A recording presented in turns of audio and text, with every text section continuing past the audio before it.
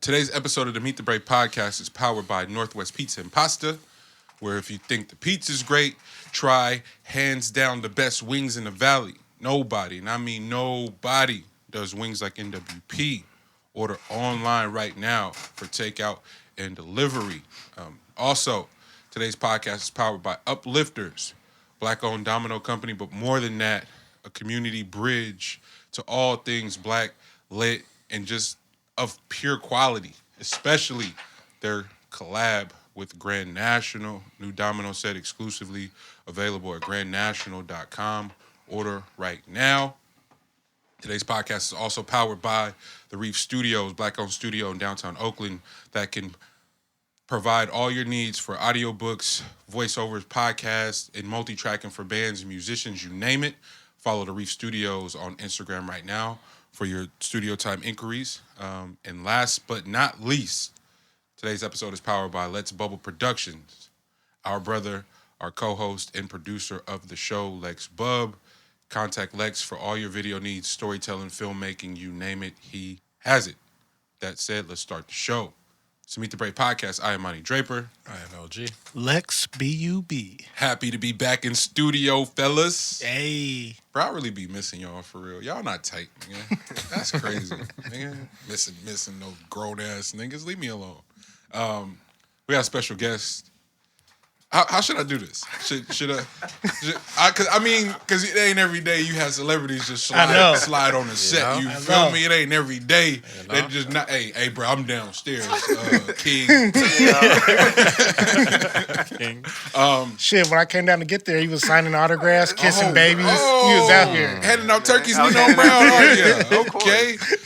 Extra cars on the block stop. My brother Jonel, the ultimate video vixen, is in the building. What's up, fellas? What's good, bro? Man, just chilling. It's Sunday. Uplifters in the building. I mean, you've been on the show before, and people hear me talk about you all the time. But having you here, and Lex, we were setting up.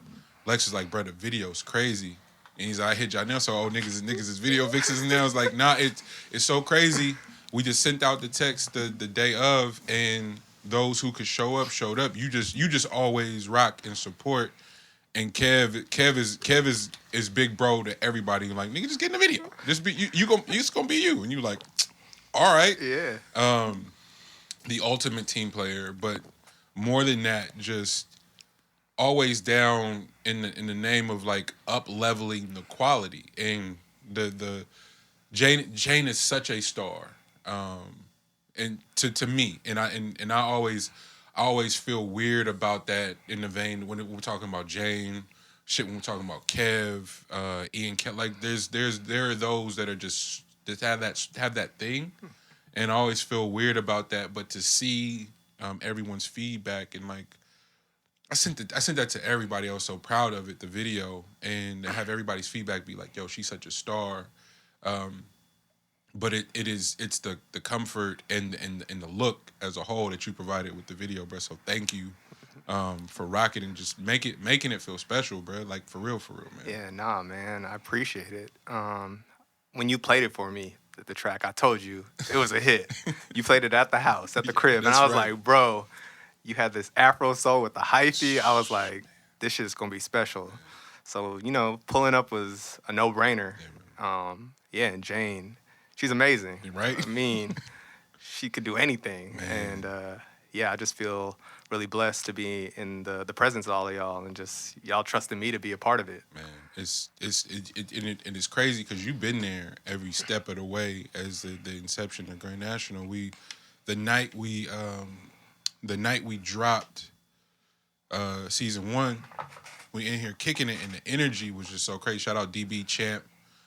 Deuce, Kev, Mo, like there was a few of us that were here that night on live, and we knew we had done something because the pre-orders charted on iTunes. It's like, oh, that's pretty tight, but we also were like not really sure what that meant, and so it was like, yo, y'all hit top. I think it was like y'all hit top 5 on the pre-orders, and it's like, oh, that's dope, and then. At 9 on the dot, it dropped and we're on live, just thanking everybody listening to the record together. Special, shout out Special, who was on the show a couple weeks ago. goes, yo, y'all top 3. And I was like, oh, damn, I'm in my mind. I don't know if it registered to the guys, but for me, it was like, yo, y'all top 3 pre-orders. I was like, that's cool, I guess. Like, it don't really mean nothing. She's like, nah, fam. Y'all debuted at number 3. And the energy was just so many that night. We just made music, not with no idea of what it would be. And then a few weeks later, literally the very next week was DB's birthday. And he hit the group chat. It's like, bro, what you want to do? He's like, nigga, I just want to make music and be with my dogs. Like, simple as that. Like, that's all we wanted to do. So I hit the people that would have great energy. Jonel and Rainey pulled up. Shout out Rainey, always excellent energy. Britt, who's right down the street, Slid, Champ, Kev. It was just great energy, and we just in here playing dominoes and chilling. And I had just gone digging in when we went to Denver. I got there the day before y'all. I went digging, and dropped the needle on the very first record, and it was the sample that you hear in Under. And we start working on the song piece by piece, but in the background of the song, you can hear us playing dominoes. Like, we purposely didn't take that shit out because it was so important for the aesthetic and just the camaraderie and the community that was being formed. And I couldn't be prouder of it, especially when the days start to feel the way these have started from the rip. So you being here, bro, when you told me you were pulling up on Lex, and Lex was like, yeah, I was supposed to get with Jonel today because you guys are working on an idea together. Like, that's what this shit was all for. It's like, put everybody together, and then somebody needs something. Niggas figure it out. Whatever you need, somebody has the means to do it, and vice versa. And it's so beautiful to watch. And I don't like that. Jane Handcock's new single is exactly how it came together. That Thanksgiving, we down in Lakewood. Shout out Key and Pierre for hosting everybody. But we bust down the food, and no matter what, I got to get my 5 beats a day in, like, no matter what. So I just sat on the couch, like, with the kids, too. That's what was crazy. The kids were there. And I banged out 5 beats, and that I don't like that beat was the third one. And I just put it to the side. I was like, this is definitely for Jane. And sent it to her, and by the time I got home, she had an entire song. And everybody like, how you feel? And it's like, it's tight. Like, don't get me wrong. Like, I'm hella proud. But Jane is so brilliant that I do feel like she could take anything and make it dope. So that's the part where it's like, it's hard to be like, oh, nigga, I just really just pushed some buttons. And my nigga, she took it to a whole nother stratosphere. So sis, thank you for, like, just believing. And in her, this isn't her first major look, but it's a look in the midst of her rebranding, not on no like artist shit, her rebranding her spirit from inside. Like, she's working on healing herself. And so for her to see fit to bring us all along with her on the journey, bro, it's like, shit. So I'm so proud of it. And nigga, that's it. But I did not intend to come and start and rant like that, but we here. So West Coast. Yes, y'all. What's up with my dogs? Y'all know how we do. We got to check in for real. L said it. It's like, we ain't been in the studio in a minute, so we here. Yeah, no, the vibe is good. Man, nah, I'm not doing this with him. The vibe is good. That's what the bad bitches tell me.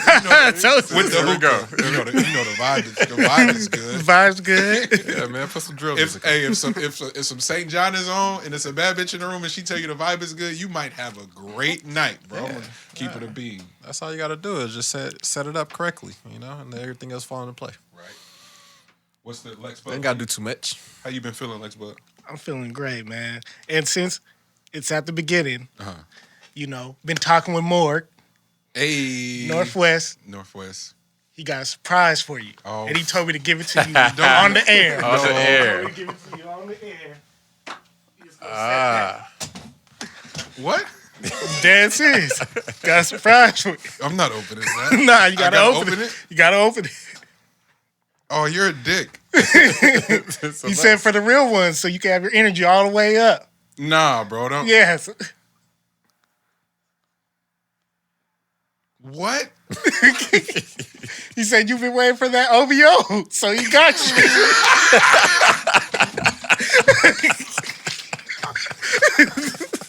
He said he got you. You knew about this? You did it? It's only right. Bro, fuck all y'all.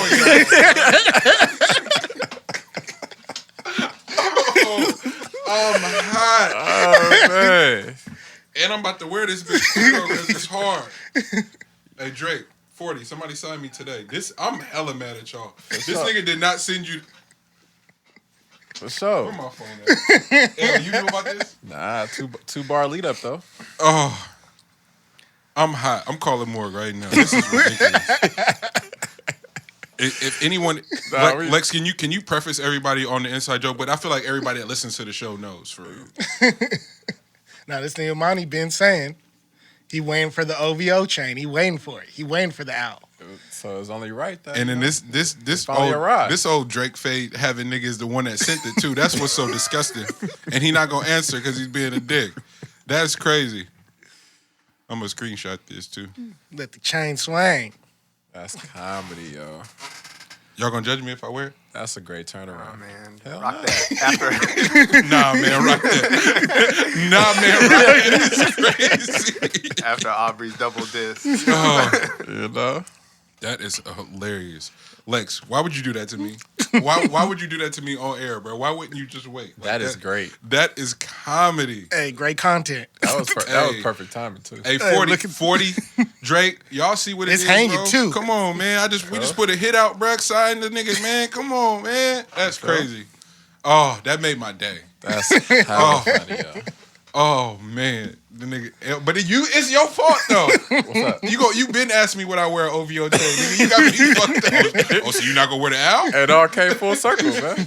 That's crazy. Hey, Now you gonna reach your full potential. Right now, for facts. Oh man. bro, just because y'all was talking to me just now about vibes and stuff like that. Oh, so it got thrown back on me. Put the correct energy out into the world and watch it come back. And now you gotta go make a vibe, money. Watch Because it you said come it. back. Oh man. Watch it come back, man. There we go. There we go. Yeah, we good. Oh man, nah, bro. For real. What's the word, Lexus? We ain't been in the studio in a minute. We're back. Shout out to our list, everybody, our listenership. Spotify, Apple Podcasts, Simplecast, Stitcher, Castbox, FM.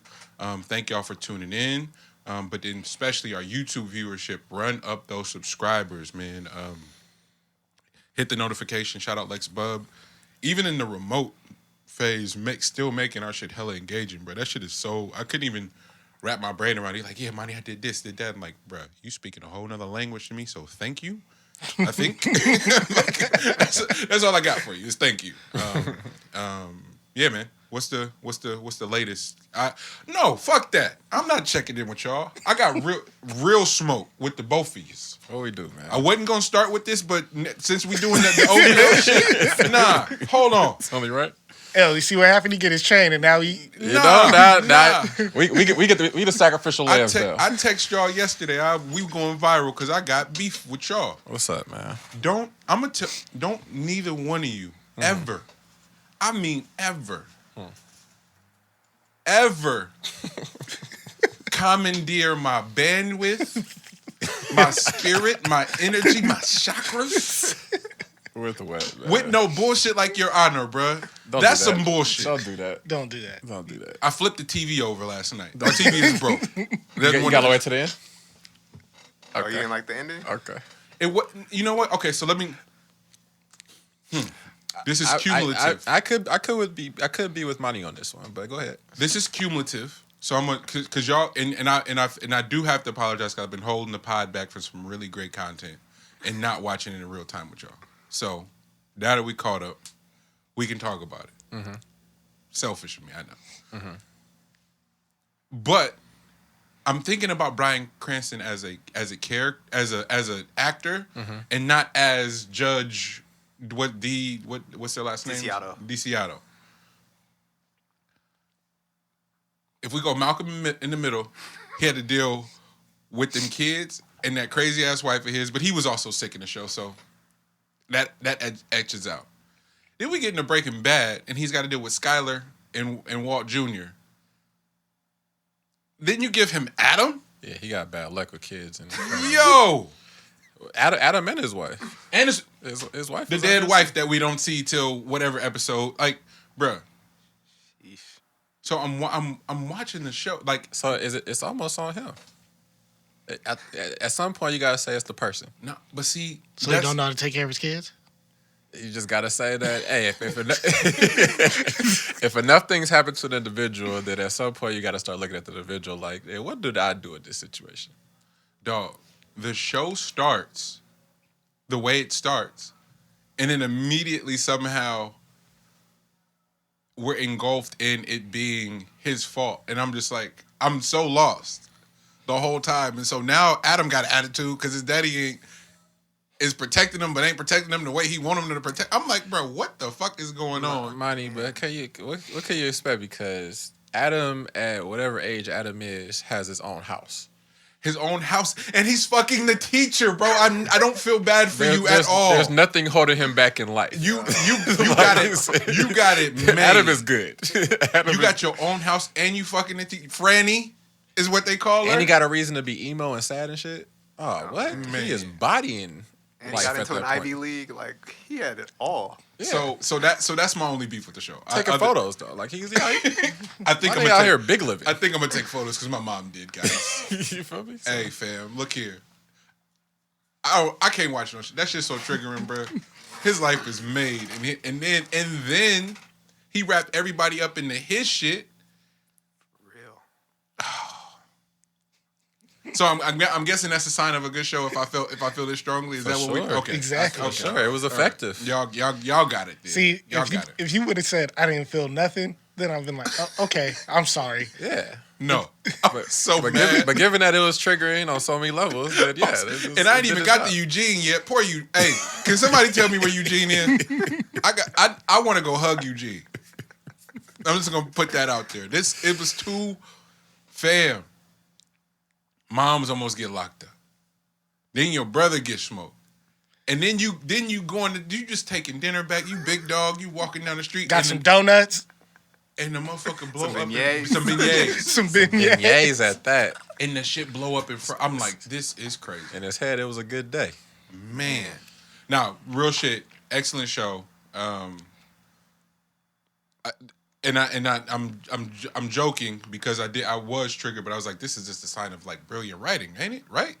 Because even the whole, and this could be me thinking about it way too much, but there is this thing happening in writers' rooms right now where they're pandering to black folks and like going above and out their way to be inclusive in the story and not be traditional, like to like trauma and all the other shit.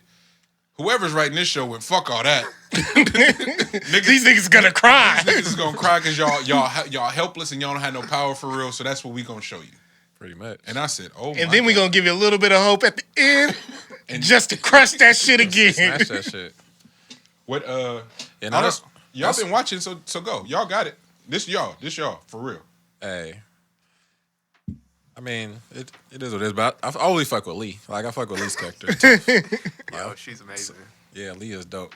But I don't know. The whole show is dope. I think it's the only thing that was a little off for me was just like how buttoned up it became. That's probably the only thing. When? Around what episode? No, just when it finally got to the season finale. Yeah. Like what ended up happening in the season finale. Mm-hmm. Like, all right, so my man shot at a specific person, but ended up hitting the person that and then a person getting out like the way that the show started. Yeah. Like all that shit, that whole button up type shit was like, all right, cool, whatever. Yeah. But I wasn't mad at that being an individual that got hit though. Like just given the way that he was moving, at some point just irritates the fuck out of you. And then like the fact that he was about to have the ultimate out because his girl was ready to go. So like that part right there was perfect. It's just the whole like it being the exact same way as the beginning was just a little bit too much for me. But other than that, everything else was spot on. Do you know if they're doing a season 2 or was this just a one-off? This was a limited series. Oh, okay. Yeah, they can go either way. Like I don't want another season of that at all. Like ain't no way. I'm subscribing to that because I to keep it a being with y'all. Episode 1, I was like, yeah, I'm not gonna finish this. This is too much. But you get in, you stay the course, and then it progressively gets sicker, and like it doesn't do one of those things where it goes, no, that motherfucker goes. It's the whole time is the way Take up you on to the the roller top. coaster. Yeah.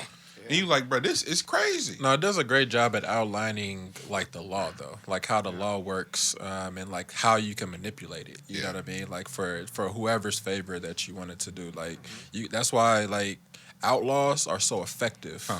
Because they don't play by normal standard rules, so therefore the law is at the mercy of outlaws because you can't bargain with them. You know what I'm saying? So like they're willing to do whatever. So like the mob family is an outlaw in a sense. So that's why they can break deals with the judge and be a-okay with the outcome of everything. So like that's the rules that they were playing by. That's the shit that you can't deal with as somebody that has to play within certain circumstances. So you start threatening things that they really care about, which is their family, because they are tied into something. Then you have them by the balls, basically, and that's kind of what this whole thing was outlining to me. So that part is super dope in this whole thing. That part is great. So yeah, and I wasn't mad at the characters at all. Like I wasn't mad at like how they were cast and like the whole like. But it's something this large. I wouldn't expect that to be a thing. Even with the dude that was running for mayor. And at the end, he was like, best friend got he was like, oh, always be known for that. They got to you, but he's still playing the game. He going to sit down with the detective. He's like, all right, you kind of fucked off, but I'm still going to play this game. So like Elle said, I like that type of shit. Yeah, no, I think that's what I was most impressed with was like, because even Skyler's character on Breaking Bad, we talk about it all the time, but that's just a sign of you just bodying shit when you make it feel that real and that gross. The torture chamber shit that they made in the car, it was like all that shit was like, whoo, you know. And I'm gonna say it again, man. I overly fuck with Lee's morals, bro. Like how straightforward her process is on just like finding shit to its core. Like even like when it was all presented at the very end, the way she stuck to that shit, like. It wasn't no like, oh, guilty white man is now going to give me the tears and the sob story, and now I'm going to cater and pander to that. Nah, my nigga, you have no chance at this even being a thing. You know what I mean? Like it's more so, I need you to fly a certain type of way for this particular case to make it right. And that's the only thing that'd be cool if it did go on. Is like how dead spec she'll be on making sure that all lines up correctly. Which I guess with him being gone, it doesn't really matter too much anymore. But as far as like still getting the family right is something else.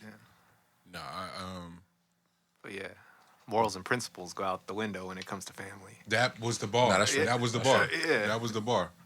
And I think that's the thing too. Just watching creatives get busy in the current climate.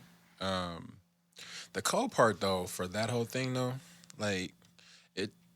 Okay, so we understand that the type of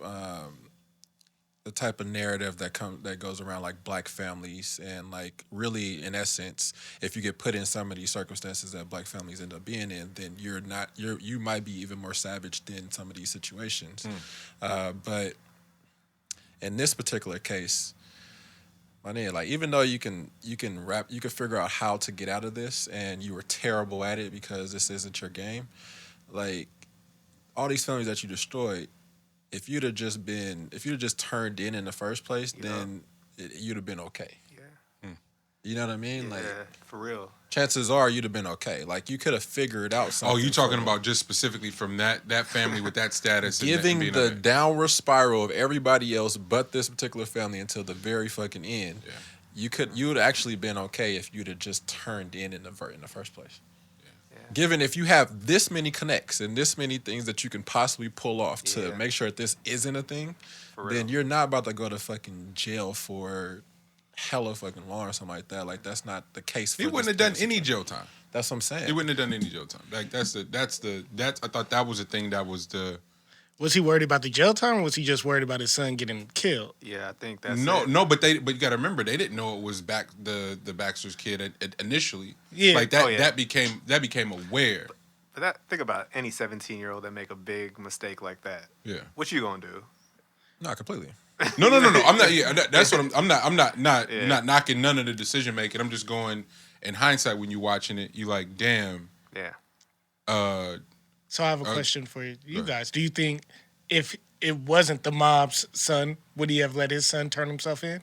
That was the plan, right? I think it was. Oh, that was the okay. That was the plan. He saw them at the precinct or whatever. Yeah, so right. But to L's point, like them being outlaws, you playing in a whole different game, and you don't know what the variability is going to be with that. True. And so, shoot, when Baxter takes the law into his own hands, it comes with repercussions, and we learned that, right? Yeah. Like we seen what happened to the family. Eugene just walking back. Retribution. Man. Yeah. That's real. But I just feel like there's so many other moves that like, bro, you are a judge, buddy. Like there's plenty of things that you have within your arsenal and connections that you have. All the contacts that you made on that night that you had to fucking figure out how to buckle up. I think like later on, you have so many people in your corner. It's crazy that you. But then again, you're right, outlaw. So so, but you're right. Like how do you lead? How do you maintain that integrity? Like your honor. Like it's not just that's really what it is. It's your honor. That's what Don when that last line in the chamber when he's like the morals and shit go out when it's family. It's like your honor. And you're like it's like duh. Yeah.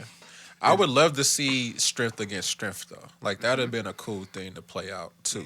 Because I would like to see the law strength against an outlaw strength. So that would have been interesting too.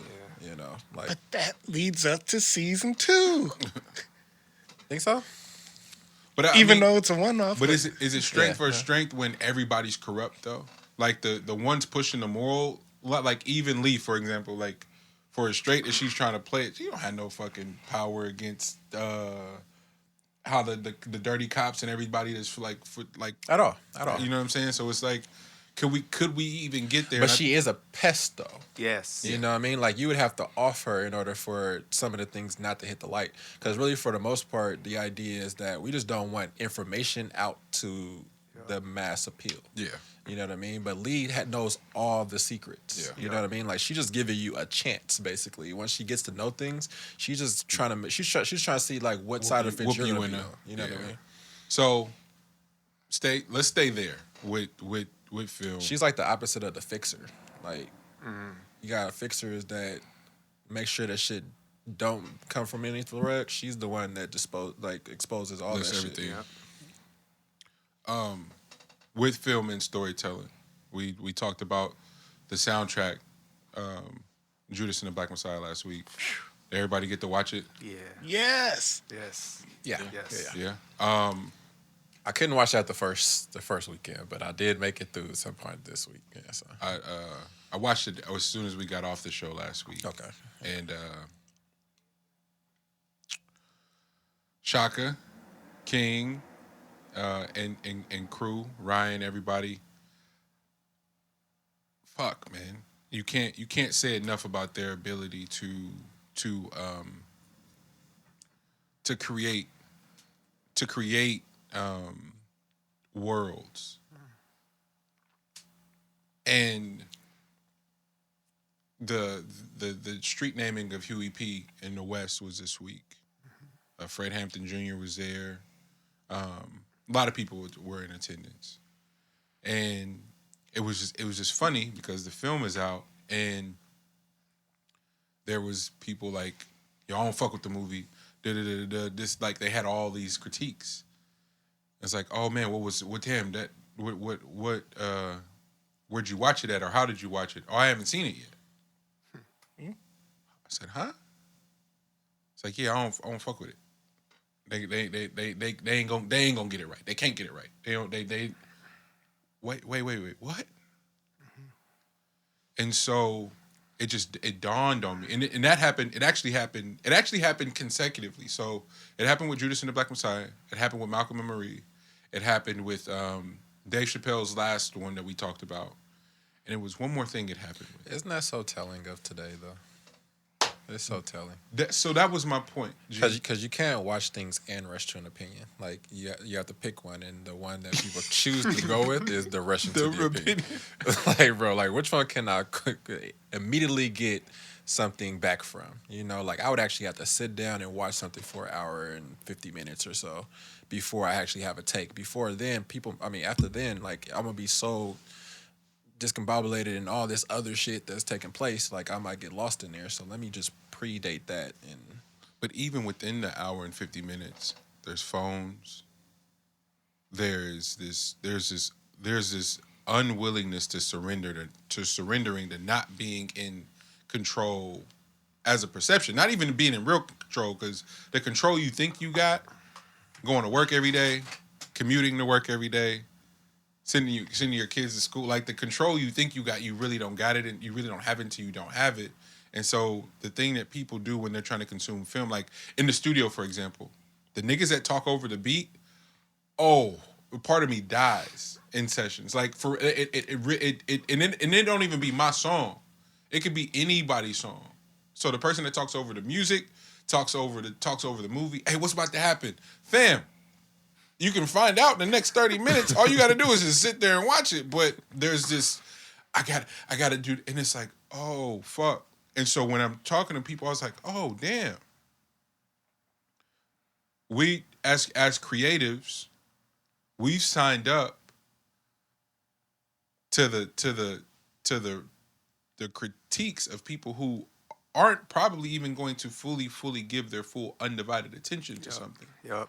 So to hang your hat on that, or to hang your emotions on that, I should say that. Hang your emotions on that is absolutely insane. Mm-hmm. And so it was a real sort of like, I won't say closure, but it was a real sort of like peaceful moment in terms of like how to proceed and continue to explore expression and developing a voice as a creative. Because so much of it is like, damn, I don't want to offend the people in my mom's church.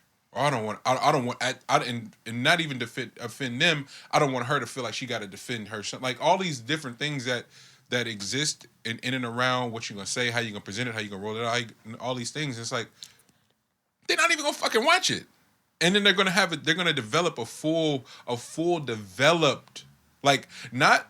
I'm not talking like, oh, I don't fuck with it and keep it pushing. Think like pieces. A whole think piece over some shit you didn't watch, or if you did watch it, you missed some key nuanced moments to help that story translate. Or wasn't what you wanted presented when you didn't put a thought into writing something down that would present the thought that you wanted to put. You couldn't. Yeah. Oh man, they should have did this. It's like, fam. Because it's weird some of the takes on this particular deal, just because this was only outlining like a year of his life. You know what I mean? So it wasn't biopic or anything like that. Like, it wasn't meant to even present much about him. Yeah. Because by then he was already thorough in his beliefs. You know what I mean? So this story wasn't about him. If you can see the one that's behind the camera that's actually like in like the documentary style is William O'Neill. Yeah. You know what I mean? So like that's the actual story. Right. You know what I mean? And Shaka has been doing a great job in the press run. Yeah. And talking about that specifically, G. Yeah. It's like people get it confused, and it's like, well, in the same vein that people sort of pretend like they wanted this long biopic, they kill Ray for certain moments. It's too long. Jamie bodied it, but they should have did this. It's like, you can't please anybody. No. You can't, like, Will Smith gets killed for his performance of Muhammad Ali. It's too long.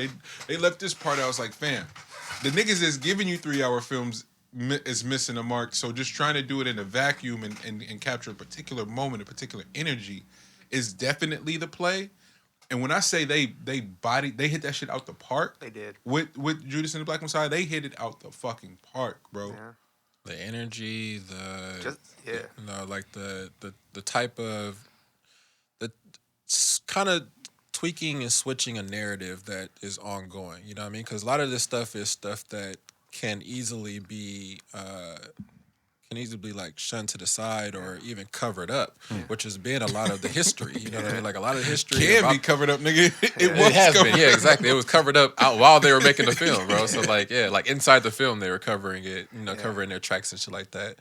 Yeah. But it was interesting, like the folks that don't like don't understand the history of like our government and the history of the FBI, the police force, why we have this type of connection, like why we have this ongoing connection with authority figures in a way, quote unquote, because of like what our history entails. Like they have been fucking with us for a very long time, you know, over like the course of history when we have only tried to if anything, just separate, you know, from a lot of that narrative. Like that's really what we've wanted this entire time, and sometimes it had to be by force. You know, like that was the only way you were going to listen. Otherwise, we would be in the exact same space we had started off in.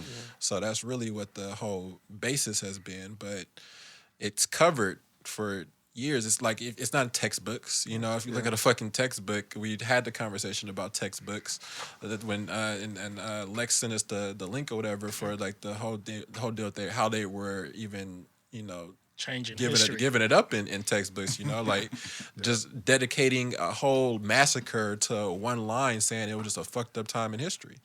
You know, like that's really how they've been giving it up. So it's, you know, these are good looks, and you know.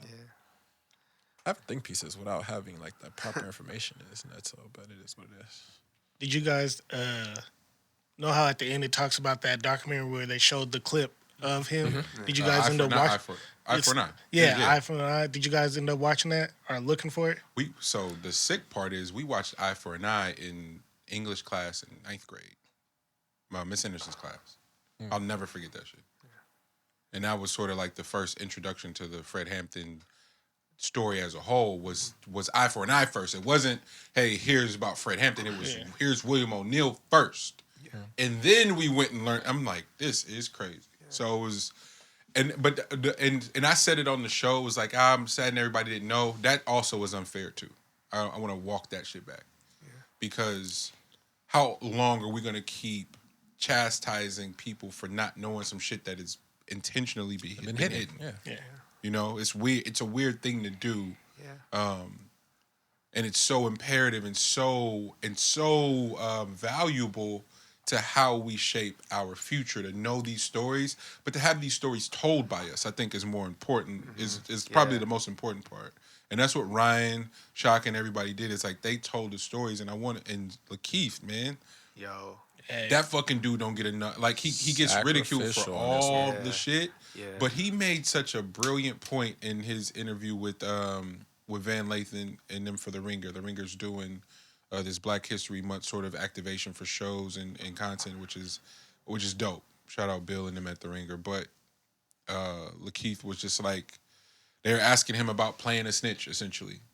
And it's such a pop culture thing, and everybody's bought into this concept of like the snitch, and nobody's outside for ain't no real gangsters no more, for real. So the whole snitch concept is really strange to me. But then, especially when you're talking about a character and portraying a character, and we talked about it with Adam and everybody in your honor, and like when they're that good, it's triggering, right? Lakeith was so good, it was triggering for a lot of people. But Lakeith made the most brilliant point when he said, he's like, if we really doing the math on it, morally, there are way more William O'Neills than there are Fred Hamptons. Don't ever get that fucked up. People sell out people every day, even themselves, and don't and just sweep it under the rug and keep it pushing like it's not. And I thought they did such a good job of showing the unraveling that we were talking about, the unraveling of William's character, and when he's just like fam, they not hurting nobody over there, and just the idea, the perception of time hanging over his head, his freedom being taken, dangling your life over another's. And so he like, well, I'm definitely gonna pick me over this group of people that y'all calling radicals. Because ain't no way y'all gonna kill the people, right? Meanwhile, they're plotting to kill this man who can mobilize.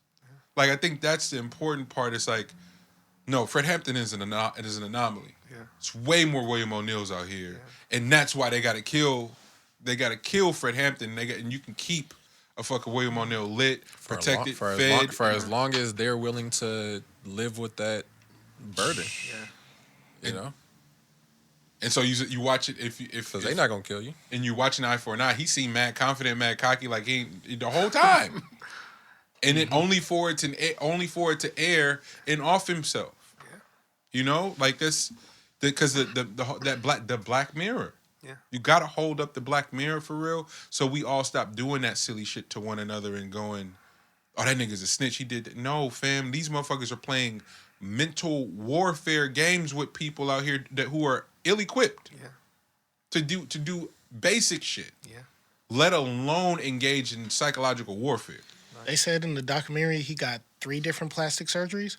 They changed the way he looked. Man, that's crazy. Man. Yeah. Not about right. I just the work you gotta do. I thought to try to live. Yeah. I thought the film, the cinematography. Yes. The way it was lit is just like, oh, yeah. It's so emotional to see that they're Black folks specifically capable of work that excellent. Yeah. For real, man. And I don't associate that with trauma porn. I know there's a whole wave and a whole kick for that. I associate that with controlling the narrative for us to tell our stories. Yeah. And I get there are people that are much more smarter than me that have dedicated way more time to the Black plight that would mightily disagree with that. Yeah. However, and not even on no generational shit. I'm riding with Ryan and them on this. Yo, like they're just fucking excellent. Let them be excellent. Also have to outline like how powerful they are at this point, because in order for that to get greenlit, you got to have a certain level of cachet, because it's outlining a lot of this stuff. You know what I mean? Like this is a lot of this stuff is people are seeing this for the first time, and it's droves of people that'll be able to see it. You know, so. It's a different time, yes, but also it takes a certain group of people that you have with you as well that can allow this to even take place. Because this will be something that you'll try to, make sure that it doesn't see the light of day. You know what I mean? Yeah. And with Ryan being directly connected with Disney and their biggest Marvel movie, other than the Avengers. Yeah. For real. Like, yeah. Oh, go ahead. No, I was just gonna say it's the ultimate team sport. Like the last 2 projects Ryan's put together, it's just been everybody sacrificing. There's like really no ego. Like you talked about the press run, Monty. Like hearing Daniel, hearing Shaka, them speak about the project. It seems like they removed the ego to make this happen. Like Ashton Sanders was in this. Like we seeing like Black excellence. Taking minor roles but having significant impact. Man. And everybody is doing that. Like I didn't even realize like the Lucas brothers were a part of this. Like just the people that play a part in this, and it's coming together. Like it's like Megatron. Like they just come together and put together masterpieces. And man, I think it's a powerful story. Moving forward, it looks bright. And then also man, you want Daniel to be like the person looking out for you, man. Like, for real. It's something about hearing somebody from Europe speak from Britain or whatever speak on your behalf. Yeah. That's fucking hilarious. Are you talking about the exchange with Charlamagne? Oh my god, that was many. Yeah. Oh yeah, that Charlamagne's wild. But that's you definitely want that, folks. Yeah. Now, I thought it was poetic too, because Charlamagne has ascended and done some really cool shit, but there's also this with acquired wealth comes this sort of like passive. People start to associate you acquiring wealth with you acquiring knowledge, and that's not always the case. No. But especially in a pop culture sense, right, where it's just filthy, and Daniel and Lakeith's and that whole squad, they do an exceptional level of work, and that's not to say that they're smarter than anyone, but they gotta go to some different places to tap into some different shit, bro. So them ain't the people you want to spar with. Nah, for real. And I thought it was beautiful. Come to his defense. but I also like Lakeith speaking for himself and going, fam, like, we gotta stop pretending like everybody Fred Hampton for real. Like you would knowingly go, I signed over my life to the people. This is how I'm gonna go out. Yeah. Everybody not built like that. The heat be on for way less, and niggas in told for way less, and then double cross they people for for the prospect of some material shit. What? They made a whole show about it. Which one? How long First 48 been going on? Oh, that's what I was gonna say. I was like, you talking about First 48, or which one are you talking about? We got a list of shows that niggas just telling for the idea of freedom, bro. This shit is goofy. I was so excited to come in here and talk about the film. Like it was funny. We talked about it and then immediately watched it. And it's like, fuck, I gotta wait a whole week to talk about this. But I'm glad we did, because I had that time to walk around in the world and really, really speak with some elders and hear them out. I'm proud of that too, because there's a version of me that would have wanted to argue and to be right, and to have them feel different about the film after they talk about me. It's not my burden to make them to change their idea, their feelings about. It's to the whole point of creating it as a whole. We're not here to create to make people like us. And it's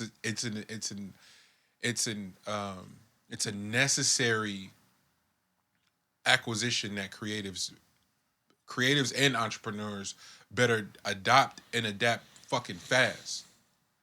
Wanting people to like you, because they'll abuse that shit, and all that's on you.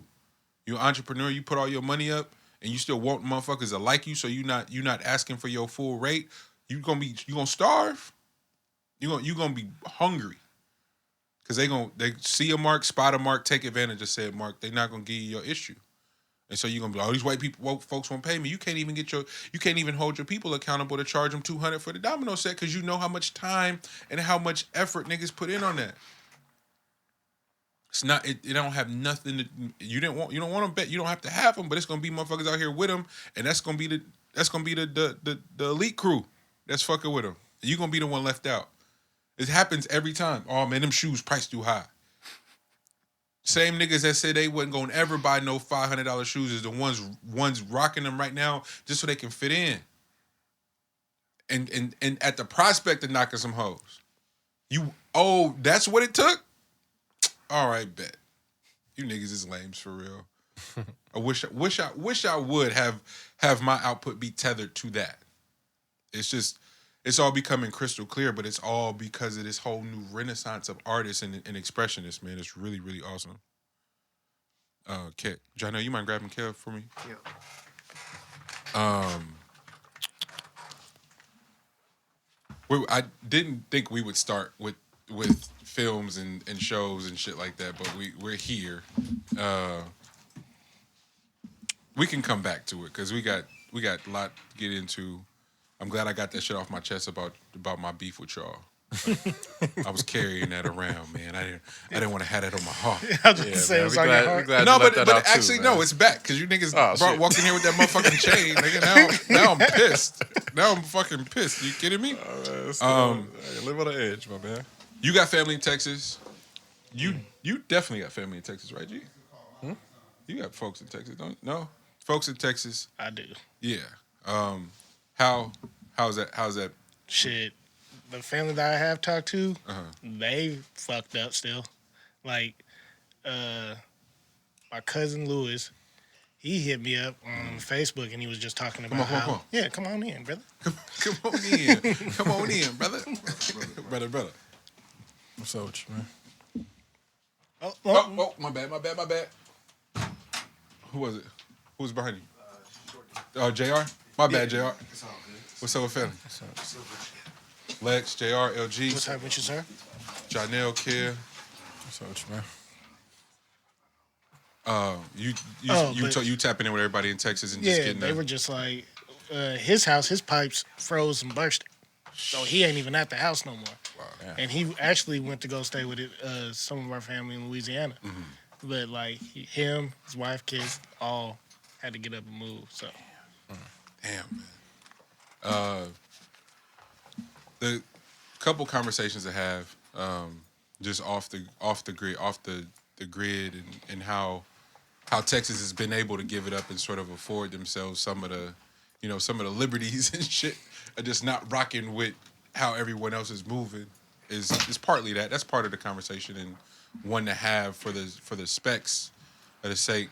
But then you start seeing the conversation around the mass exodus, California to Texas, and everybody moving there, and it essentially being a red state, but all the blue motherfuckers is there. It's just a unique one where everybody can sort of get their righteous rocks off, and people are dying essentially. It's like 36 dead from carbon dioxide poisoning, just like trying to stay warm in the cars and shit. Like it's scary there, for real. But between COVID and motherfuckers being broke, the conversations are just so unique when it's just like, no, this is serious. We don't want to have a conversation about global warming. Okay, cool. But at this point, my nigga, what are you supposed to say? The sun was out yesterday, nigga. You see how many holes was at the lake yesterday? Like,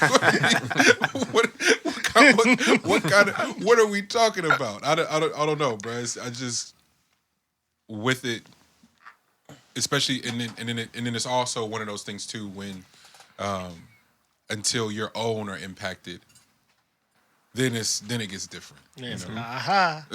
That Your Honor. Your Honor, yeah, Your Honor. We should have saved it for you, but we started the show with Your Honor, bro. Crazy. Did you finish the finale?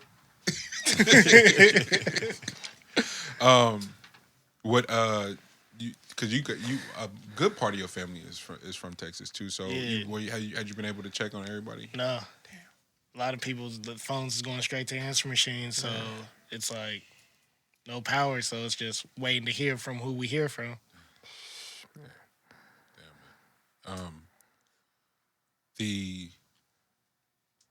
The beginning. I was surprised by how they was giving it up. Who in what regard? Like the mayor of Oh Colorado. man, Not at all. Colorado.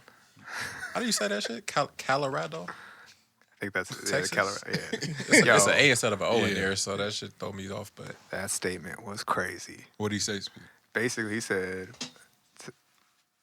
"Y'all niggas gotta fend for yourselves." Basically, he hit it's the driver. in so many words. If he bro. dies, he dies. Like if he'd have just said that, then he probably have been cool. Like he probably still have his shit. But like he went into like so much detail on how cats be like they lazy and they ain't got enough. Yeah, You know they It's not my responsibility. their upbringing was off, and that's the reason why they can't fend for themselves during these times. he said, "Don't let this poverty porn fool you." Huh? Keep it a being then. Say how you really feel, so we know what we Bro was in dealing there with. giving it up. Boy. So I was like, these last 4 years really made y'all feel real bold. Huh? Say how you really feel, so we know what the fuck we dealing with. You know what that is though? That's after that 100,000th complaint. Yeah, That's why you lose your shit? You fed up. I'm sick of this shit. Nah, these motherfuckers think I care about this job. What the fuck you thought this was? That's exactly. He knew that was his last day. It's like, yeah, I'm stepping down tomorrow, and I'm getting my rocks off, man.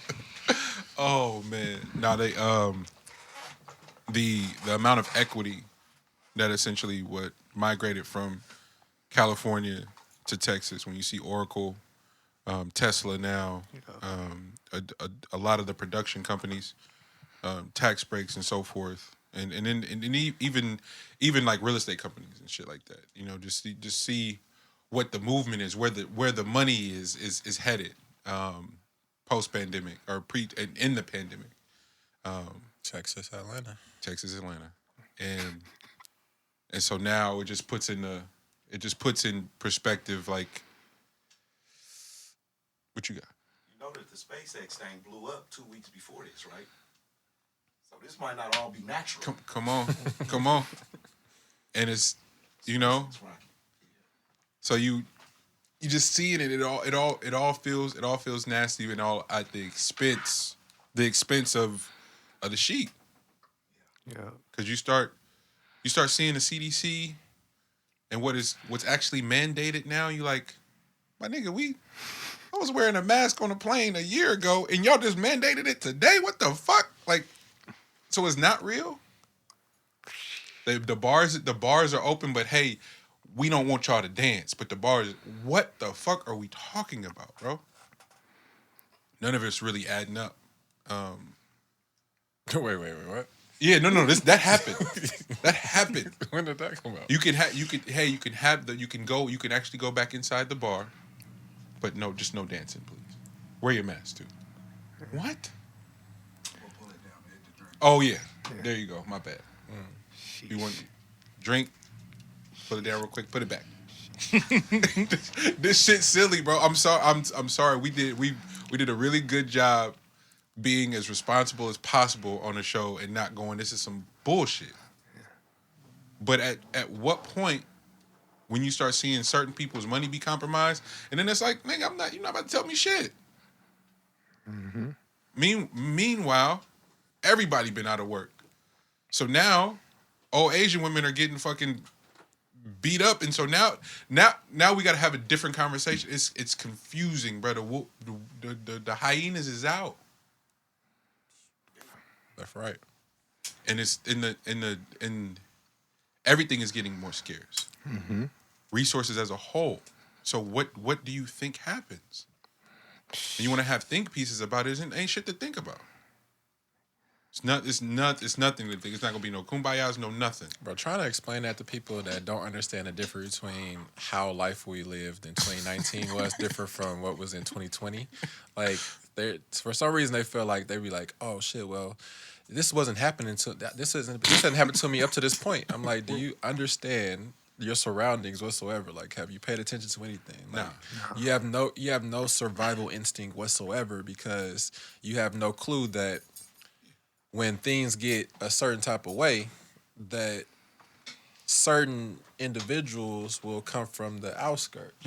Like, it's feeding time. Yeah. You know, but you can't see that. And that's a cold place to be in. When you can't see that it's feeding time. Yeah. Oh my nigga. You haven't had to though. Huh? You haven't had to. It's like it's the equivalent of. Yeah, but I'll never trade anything to be food, bro. Huh. Like, I don't care what my status is, bro. I would never trade anything to be food. Huh. The equivalent of. It's the jungle. Like, think about economically how the Bay is laid out. Some of the wealthiest people in the world live here. Yep. In the that's not even an exaggeration. In the world, live right here, and you can't drive however many miles without seeing a tent city. Like the most extreme levels of poverty. Yeah. Like you don't have to show any fucking infomercials about Africa no more. You can do that shit right down 880 and go, for 30 cents a day, nigga. You want to bring those commercials back? You can do it right here. And we're talking about the proximity. We're talking feet, like a few feet away from one another, not up on the hills and down in the flatland. No, it's all in one pot together. Yeah. Nobody's surviving this shit for real and coming out the same. No way. And if you are, you operating on a different level of sicko time. Like, for real. Crazy part is some of these companies are still trying to act like there's not a pandemic. Man, you're not fucking up my chicken. What? I got payroll to do. We open. Like, at the company I work for, we just had like some higher ups come in, and they were like, "Why didn't you guys put out none of the rigs, like the spray rigs?" I'm like, last year our store got broken into 3 times. And one of the times they couldn't find shit, so they just took garbage bags and gloves. Straight up, 3 people. Functionality. Couldn't find nothing else, so they just took garbage bags and gloves. They could sell that though. Exactly. So, I ain't gonna put out these rigs just so. It could be on you. Yeah. Yeah. But they like, no, people need to see it. Ain't nobody buying that right now. We They over there trying to get like scrape the bottom to try to get a few cents out of there. You know what I'm saying? That's how hurt. That's when you know they hurt though. When they coming in, because they ain't never stepped in. Like they physically showed up. Like, oh shit! Like why you ain't got the shit outside? Like my nigga, I ain't seen you in 3 years. What you talking about? Why shit ain't outside? Nana said the same things. Like the bosses ain't never came. Now the money's in jeopardy. It's like now they got questions about how shit should be running, and you've never known how it was running at all. You didn't mandate nothing. All like this has all been on the employees, and now you here. It's crazy. Cause be nuts. What you want to move to, Lex? You want to go to the Israel startup, or you want to do Hip Hop Uncovered? We can do Hip Hop Uncovered. Yeah. You been watching it, kid? See, I'm like no, because he sent it to me. The Big U show, Deb Ant, and they doing talking about the streets and how hip hop is one, like the dope dealers funded hip hop. Yeah. Episode 3 and 4 came out yesterday. You've been watching it though. No, it's incredible. Big U, Deb Ant, Bimmy, and Haitian Jack, and Trick. Yep. Just talk about the arc and the connection and the parallels between the streets, and literally the beginning, like rappers delight being funded by the mob essentially, and so since and not just hip hop either, music as a whole has always been in alignment with street shit. And there's no debating that. Yeah. My office hours are from 9 to 5. Don't ever get it fucked up. I think they do an amazing job in highlighting the ingenuity part, though, right? Yeah. When you talk about the crack documentary just came out, Netflix, amazing. But how it's not just one of those things that's glossed over and just wrapped into the conversation to move the story along. Yeah. It's told from the perspective of like niggas are trying to go legit. At the end of the day, it's like all this influx of money is one thing, but we trying to move into a legit space, and this rap shit look for real. And essentially, they venture capitalists. And some of the best. And some of the best. Some of the best based on just sheer opportunity and like being. It's like, all right, bro, being resourceful as fuck. All right, this dope is here. We got this. We could do this. That's the same thing, right? Yeah, it don't matter what the product is. They're gonna figure out a way to sell it. That's the genius behind it, right? Man. Like, and it documents, from a Midwest standpoint when you talk about Motown and everything that was happening in Detroit, back east in the '80s, and then but it's especially the West Coast and the crack era for real, right? I thought that was dope to see it in context of gang culture, the influx of guns, the influx of the cash, but then how quickly you were able to you assemble, a label, some hit records, and then immediately, like for as fast it became popular, there was dope money, street money, crime pays money wrapped into major corporations that were operating as if they were just corporations and their hands was clean. Yep. You talking about from as early as fucking my Adidas being in bed, like that was them. Russell was getting it, but Russell was tied in to Supreme and all that. Like them real street niggas for real. Yeah, and the point is like you gotta have those connections in order to make it, right? Mm-hmm. The infrastructure has to be there. Yep. You got to tap in with whoever you got to tap in for you to be able to move that product. Yep. So it's the struggle that anyone trying to break into any business is trying to figure out. Facts. And those 4 individuals shit, laid the groundwork for it. My favorite part is how thorough Haitian Haitian Jack is keeping it and talking about Tupac. He like, Yo. that nigga wasn't no gangster. Like, I said, oh, Haitian Jack's still sick. Like he like there is no part of him that was about to pander for this show and make it a kumbaya story. He's like, nah, fam. That nigga seen how I was giving it up.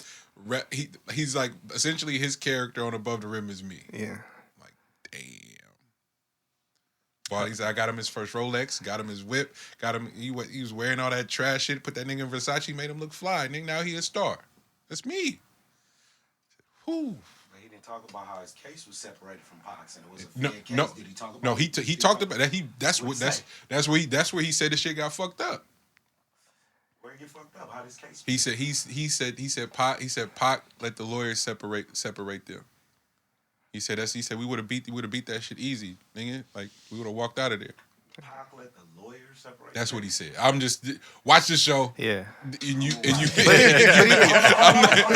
only point in taking up for Pac is in the honor and integrity that Pac offered to the game versus Haitian Jack is that we can't just take everything face value. Nah, ever. And you know what I'm saying? Pac ain't here to defend himself against the Haitian Jack. Ever. Nah, you watch. You know what I'm saying? Watch it. Wait. Listen, because I know that he probably said some stuff on there. Did he talk about how he? Because I know some other shit about him. Did he talk about how his family came from Haiti? JR. Watch the show. Watch the show. Because it ain't. And that's the because we just talked about it too. The vacuum of art and storytelling. Pac, you said it. Pac been going. I don't know what if none of that shit was true. Yeah. It's just the idea of telling it in the arc of the connection between the streets and rap becoming the #1 export from America at one point.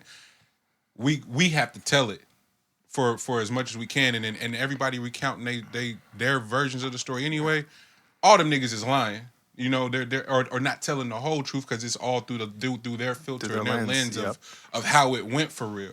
Pac got a whole different experience of what actually happened. Pac be like, nigga, you got me a Rolex, nigga, but I was already gonna get fresh, nigga. I didn't get that from you. Pac be like, I got it from such and such. You know, I ain't getting wrapped up in all them niggas' details. Yeah. No. I just thought it was. I thought it was hilarious how much of a.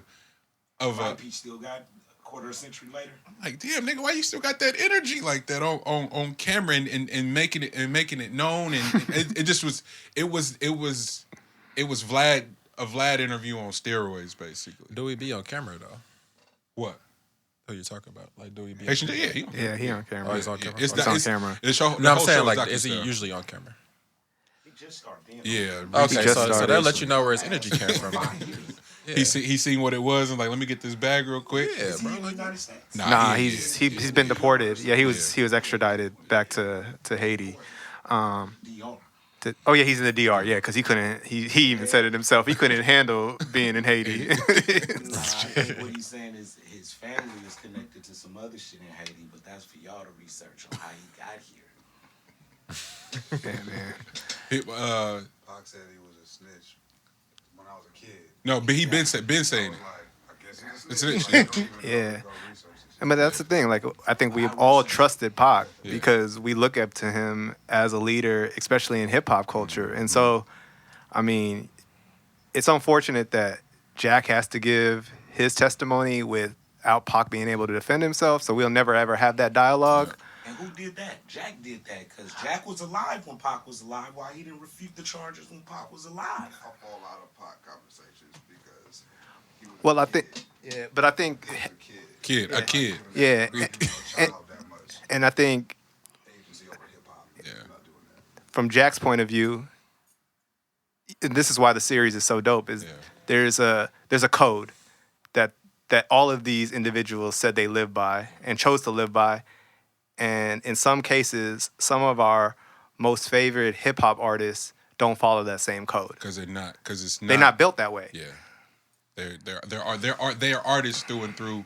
Make no mistake about it. The few street niggas that have broken through ain't the greatest lyrical miracle rappers, nigga, and is getting part of their stories from the street niggas that are either backing them, funding them, or what have you. So there is this But to act like the worlds don't collide is silly. So you see it in something like 6ix9ine case where it's real killers around, like, and all of them went down because they was really killing people, and then here this nigga is, it's on the internet lit essentially, like doing, like he can drop a video and do 23 million views because the civilians that are engaging with this product and this entity that's hip hop, they don't really care about no fucking street morals for real, but the people who are upholding it and funding it, risking their fucking lives every day and come from the world for real. And so that's what Deb and they're seeing it as stock though. They were just seeing it as like the percentages was going crazy. So like it was a quick grab. It's a bag. Yeah, it was a quick bag, but it wasn't like there wasn't longevity attached to it, and that's where like you kind of get fucked up in. So it was GameStop stock before GameStop stock. Mm-hmm. Yeah, but it was with the government being able to put the hold on that motherfucker. Facts. Yeah. When you look at just gangster rap as a whole, if we go, gangster rap is birthed here, and the economics of gangster rap is birthed on the coast. Think about who's at the forefront, who's penning some of these raps. We go, it's Cube, and then Cube was like, well, it's my cousin, and all. I'm like, wait a minute, nigga, well, y'all just telling great stories. This is awesome, but the feds is kicking in people's doors and shit, you know. So it just creates this. Not and it's not, and it don't even just pertain to hip hop.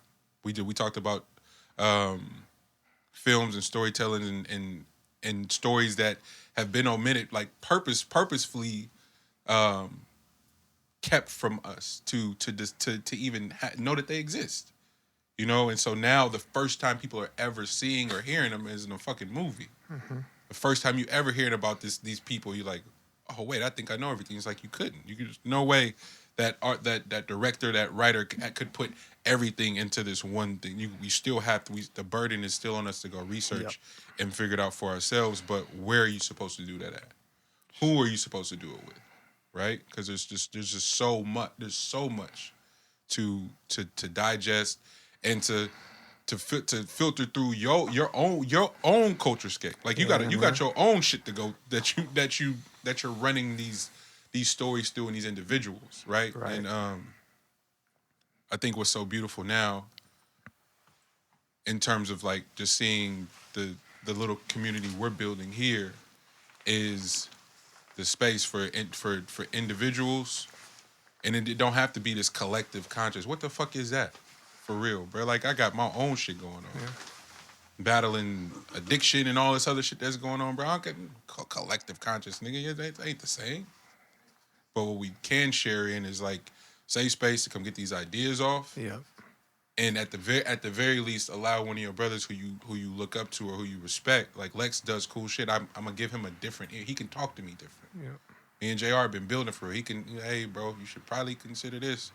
You know, there is I think for black men, the shit that keeps getting misused and undermined in pop culture is the amount of trust we need in a learning environment. Mm-hmm. It ain't just pull up and come preach to me, nigga. You can get the fuck out my face. I gotta build with you for real. So let's build. Yeah. And then that's not to say that it's right. You know what I'm saying? But there is, you cannot negate the fact that you do have to build a safe space and trust first before you can start educating. Like, imagine if black children learned in a space where they trusted the motherfuckers first. For real. I mean, they start off that way. Facts. But children are like, they're insightful. So like the moment that you prove that they shouldn't trust you, nigga, you probably won't get that shit back. Ever. Which happens a lot because folks be operating out of survival. So they be forgetting that, you know, there's eyes that are watching that, you know, really are looking up to certain shit that you're doing when you're just trying to move. That's all. I got a question for you. Oh, shit. You remember the summer you got a left hand? Yeah. No. I don't mean, bro, like, to this day, I still got that. I still utilize the left a lot more, bro. But wait, I used it as I was talking to Reed, and it was like just similar to that safe space you need around niggas that trust you. fighting your brother or your cousins, and then your granny being like, "That's why you niggas gotta sleep in the same bed because y'all fight." Like, and then, so you can't really be mad no more. Like, you get over it because you got to be that close. Yeah. But it had me dying because I was like, it's like the summer your nigga get a left hand and you like, fam, where'd you get that from? Now I gotta go get nice because your left is stupid.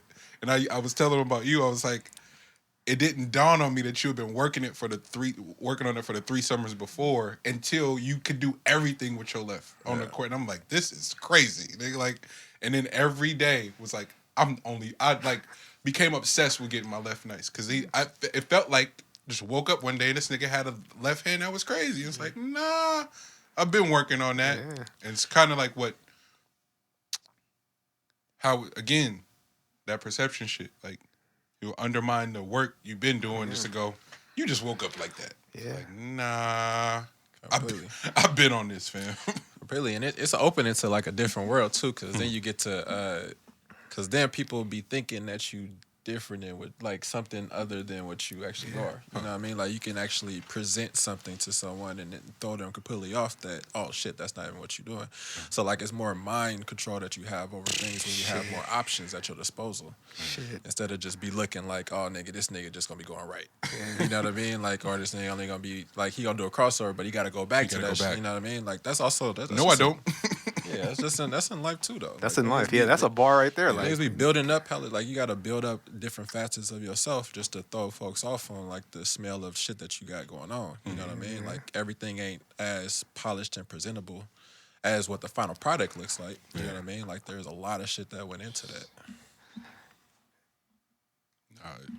It had me just because it's a real everything gets monopolized in spaces, right? So it's like, and it feels like the one thing that constantly is left behind is black men. Like you can't say just for men. Like nigga, yes we can, nigga. Like for real. Like what do you mean? Oh no, but it's a fem movement now. No, yeah, we know, but niggas need a safe space for real to like work some shit out. Yeah. And I think the dopest thing about GN, about Grand Nationxl, is that healthy competitiveness, because it's not a undermine your brother to elevate yourself, sell out your people to elevate yourself. It's like, nah, it's niggas in here is nice for real, so you better be on your shit. And there's a part of us that is always gonna need that, but there's for whatever reason, like I don't know what the reason is, but there's something at some point stopped making it cool to be competitive, and the participation trophies came out. It's like, nah, fam, that is not fly. Yeah. That's not, you got your ass busted? You better go, hey, you guarding him. Don't switch. Nigga, I'm not switching with you. Nah, hey, Monty, switch with me real quick. No, he cooking you. Yeah. you gotta eat that. You gotta eat that. And you bringing your ass to the park tomorrow. Yeah. You're not staying at home because you got cooked because you embarrassed. No. You hopefully you was up all night, nigga, and you and it bothered you enough to where you gonna come get back. We need that shit, but to deprive ourselves of it is not. It's not the answer. Oh, them niggas nice. I ain't going over there no more. We saw it in the beginning of the process. Kev sent the text out. Few niggas pulled up and never came back no more. You could say it's because they was, but that's not even some suckers. But yeah, I think it's literally that point where you want the success, but are you willing to do the work? Yep. You know, it's a day-to-day grind, right? Like you gotta, like you said, you're dealing with the trials and tribulations, whether it be your mental health, the relationships that you hold with people. Those things play a part in it, and you got to figure out a way to prioritize that and still do the work around your craft. Like it ain't easy, and for a lot of us, that game isn't shared.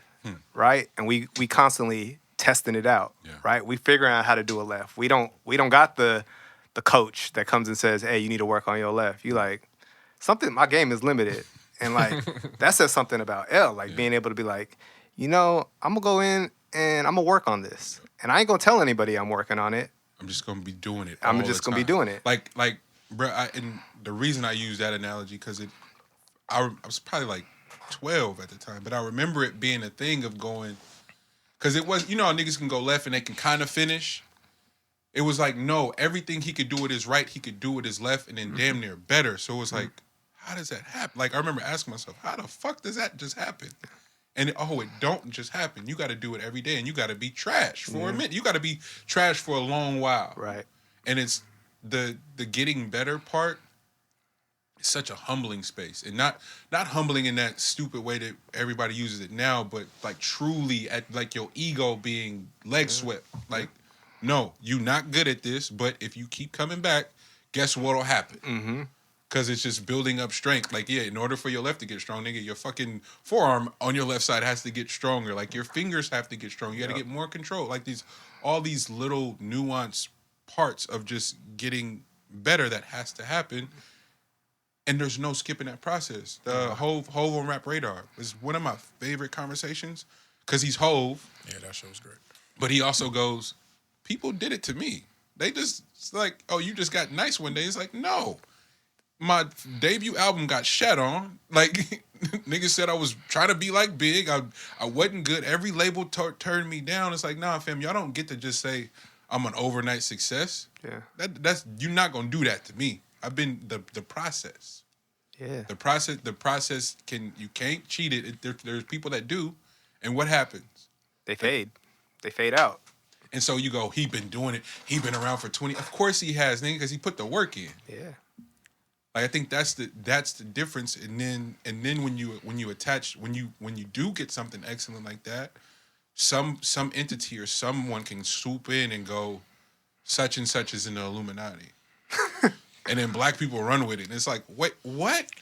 No, Jamie Foxx tell the stories though about like him throwing the parties and Hov being on the wall and like nobody being around him. So like just think about the mindfuck it is where you can't go anywhere without somebody trying to pitch some shit to you or do something to you. Like now, you know what I mean? So like that shit always be in your head though. Like it ain't no thing like for people not to be talking to you, but when people start talking to you, it's also like that really ain't no like, oh now niggas want knowledge, want circles from game from a nigga. That's like because you in the real answer is you just didn't quit. Nana had a bar in class this week. Is be crazy enough to keep going. It's like, damn, that's it. It's like it's no genius. Niggas just didn't give up, and now everybody wants a think piece on how'd you do it. I just kept going, man. I don't know what to tell you. You know, it's so dope. It's like literally will sit you down, pick your brain in order to find the cheat code or the life hack, and you're going, you just can't quit. It's gonna be hard. Yeah. There's gonna be some setbacks. There's gonna be a lot of setbacks actually. But the whole thing, he been giving us that game for the last 20 years. He's been saying it. He's been saying it from day the beginning. From the beginning. His prophecy is it's why it's so amazing to me. Literally from the intro. Yeah. Can't Knock the Go listen to Can't Knock the Hustle and break them verses down. Yeah, reasonable doubt. Y'all niggas y'all really don't think I could do this. And then here we are.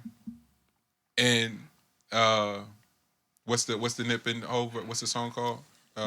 What it be like? This is how I feel like. This is what it feel like. Yeah. I feel like It's consistent. It's just an evolved, a highly evolved version of it, but it's consistent in the lens of like, no, I'm gonna keep getting better. I'm gonna keep putting hella niggas on to the point y'all look up and you surrounded by hella niggas with actual power to dictate where the money goes economically. Yeah. What we've been lacking forever. Yeah. It's like we want to win these wars. We want to have a say. We want our lives to matter, but don't nobody got no money. Yeah. Sheesh. And Hov was going, let's get to the bag then. Oh, you the devil. Yeah. Wait a minute. Yeah, and I think that was his maturity, right? 444 kind of led to that, like, you know, less on the materialism and more so on the game. You know we're recording a podcast, so clearly you want to be on. What do you want? You know what? It was a 50-50 shot. I ain't gonna lie to you. I had a sincere question. I was like, yeah, who knows, nigga? Maybe they need my question. We'll drop it on the pod. Jay-Z's Decoded book. Is that worth copping? look at the title. I'm gonna let the room. Definitely worth copying. I'm gonna let the room answer, but you just called and we're talking about Hov right now. Also, what kind of nigga don't already got that book? Wait. Say it again, G. Also, what kind of nigga don't already got that book or already read it? It's 90% pictures. we home shaming. We home shaming this morning. So yeah, you know the answer to that, Cut. Come on, bro. I got you at home. Oh well, bro. So I guess it ain't worth it. Go take it out the Amazon cart. Hey, I'm gonna hit you after. Yeah. All right. Oh man, that nigga lie just comedy. We just talk about not shaming niggas in the shit. You should be ashamed of yourself. Man, we talk about decoded down. Staying in alignment with that. Are niggas still arguing? Be honest. Are you arguing with anyone? Who are we arguing with? In 2021, are you arguing with anyone? No. Yeah. I'll keep it pushing. Right? Nah, because I'll be right. I mean, Yeah, like, you know what I mean? Like, what kind of nigga argue when you right, bro? Like, hey. All right, you got it. Like, what are we arguing, though? Yeah, got it. I seen something. It's Or what? And what are we arguing? I seen Why are we arguing? I feel you on that. I seen something. It was domestic, but it was just like, and it was funny because bro was fully right, and because he was right, his lady just went off on a whole nother tangent, and he got wrapped into all the other shit she was talking about. I said, oh, bro, that's why you can't argue no more. Not in 2021. Like, once you realize, like, people's unwillingness to admit when they're wrong, Yeah. and as a byproduct, bring up hella other shit. So now you engulfed in the other shit that had nothing to do. It's like, bro, don't argue with nobody. Nah, I do a really good job at compartmentalizing, though. So, like, once you start spinning off to that topic, okay, we could talk about that, but I just want to let you know that that's completely separate from what we started off with. On some Malcolm and Marie type. Like. Yeah, like, we're going to separate these. We're going to separate these arguments. Like, you're going to just spin them all into one. It's like, man, and then I just thought about it because it's like, even in the context of, like, debating, it's like, once you realize what everyone is filtering through, it's like, oh, this ain't. Because the whole time, whether it be rap, not to keep talking about Hov, but I assumed that everyone was debating just like not liking his like rhyme technique and shit or his skills. Like, no, they was talking about a whole bunch of other shit. And I was like, well, fuck a barbershop debate because niggas not even talking about nothing that they not talking about nothing like actual like facts like right in front of you. It's all emotional. It's like, oh, bro, like, no, I can't argue no more. And so it's the same with like your significant other or in business. It's like, shit just ain't conducive to shit. It ain't conducive to nothing. That's why I was like, damn. And shout out my pops, man. Pops is with us right now. And just seeing that he's the funniest nigga on the planet. Because he just so quick to argue, but it's all rooted in like, ain't nobody gonna play me, talk to me crazy. I'm like, nobody playing me, bro. Like, what? I'm like, oh fuck. Yeah, that depends on how. I get what he said on that part though. Because is that around people?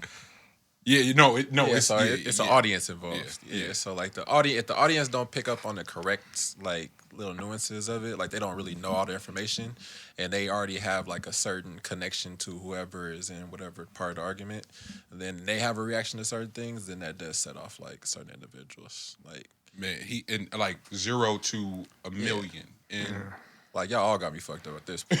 Like, everybody getting it. I'm like, pops, like not even the person that you arguing no more. Like, nigga, why are you laughing? No, that's exactly what his energy is like. Fuck, you got a smile on your face. Oh, it's funny to you?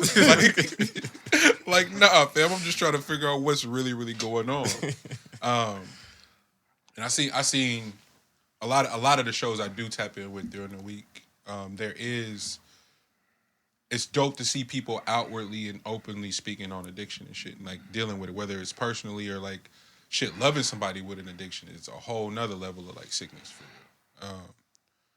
And just seeing it become, normalize is weird to say, but also become a topic of conversation because that shit is hard. It's super hard, and you do need spaces and family and friends and people that you trust to confide in because it is so delicate, right?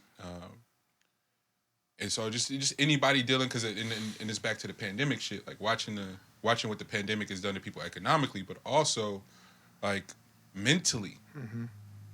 Whether you are out of work, whether you have been isolated, I want to say the domestic disputes shit was up something crazy, like 80% in the height of the pandemic. Suicides are up. Deaths by alcoholism are through the roof. Like it's a lot of and overdoses as well. So Online bullying. Yeah. also to act like none of that is a thing. I truly don't fuck with the disingenuous part of it. It's like, yo, we want to get better, we want to help, and that's one thing people aren't willing to address. But shout out to the people who are doing the work. There are some really, really dope programs out there to get people help. And really, People getting killed in person is down, but it's more efficient. Like because it's somebody. It usually, my bad, G. It is. Yeah. It's usually No, you're right. someone that knows you, but now you can damn near guarantee it's somebody that you know for real. Yeah, and it's less like places to be that are like open or whatever. So if something's going on, they're going to find you. You know what I mean? So like folks, like if they ain't seen you, you know, like over the course of the last 6 months or whatever, don't think that shit is like dead. You know what I mean? Like it's just the opportunity hasn't presented itself. So that's coming up. You know what I mean? It's just like shit is about to start opening back up, but it's not gonna be peaceful. You know what I mean? Like it's gonna be some shit that ain't been unraveled over the course of the last 8-9 months. You know what I'm saying? So, and it's gonna be less places to go. So it's more likely of an efficient situation where, you know, unfortunate bystanders will be involved, but And that's a part of it. the addiction and the arguing thing I brought up is because it's one of the things that sort of unraveled from this whole experience is like how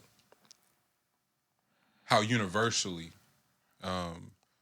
there's this idea, or not even an idea. There is this confusion of codependency and love,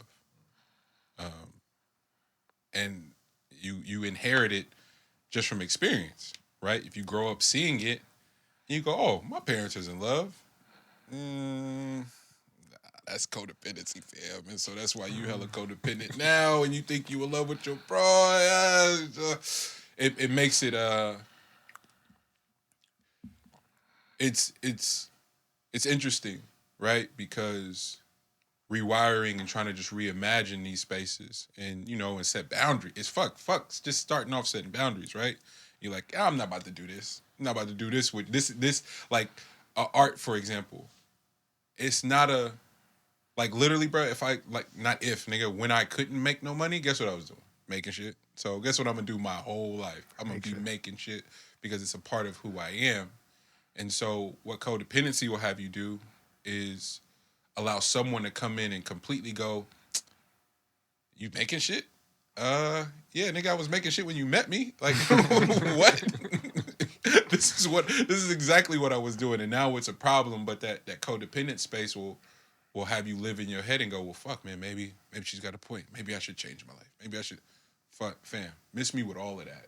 Like, because I would like to consider myself a fluid being, and just like, if I'm wrong, I'm wrong. You could press me, and there them days you catch me off guard. I probably ain't 8 or something where I'm gonna snap back, but for the most part, you can pull my coattail. And ultimately, that's what probably drew them to you. And now you need to go figure something else out. Yep. Yeah, that nigga open up the whole can on that one. What's the Patrice O'Neal shit? He has the boat and the fisherman analogy.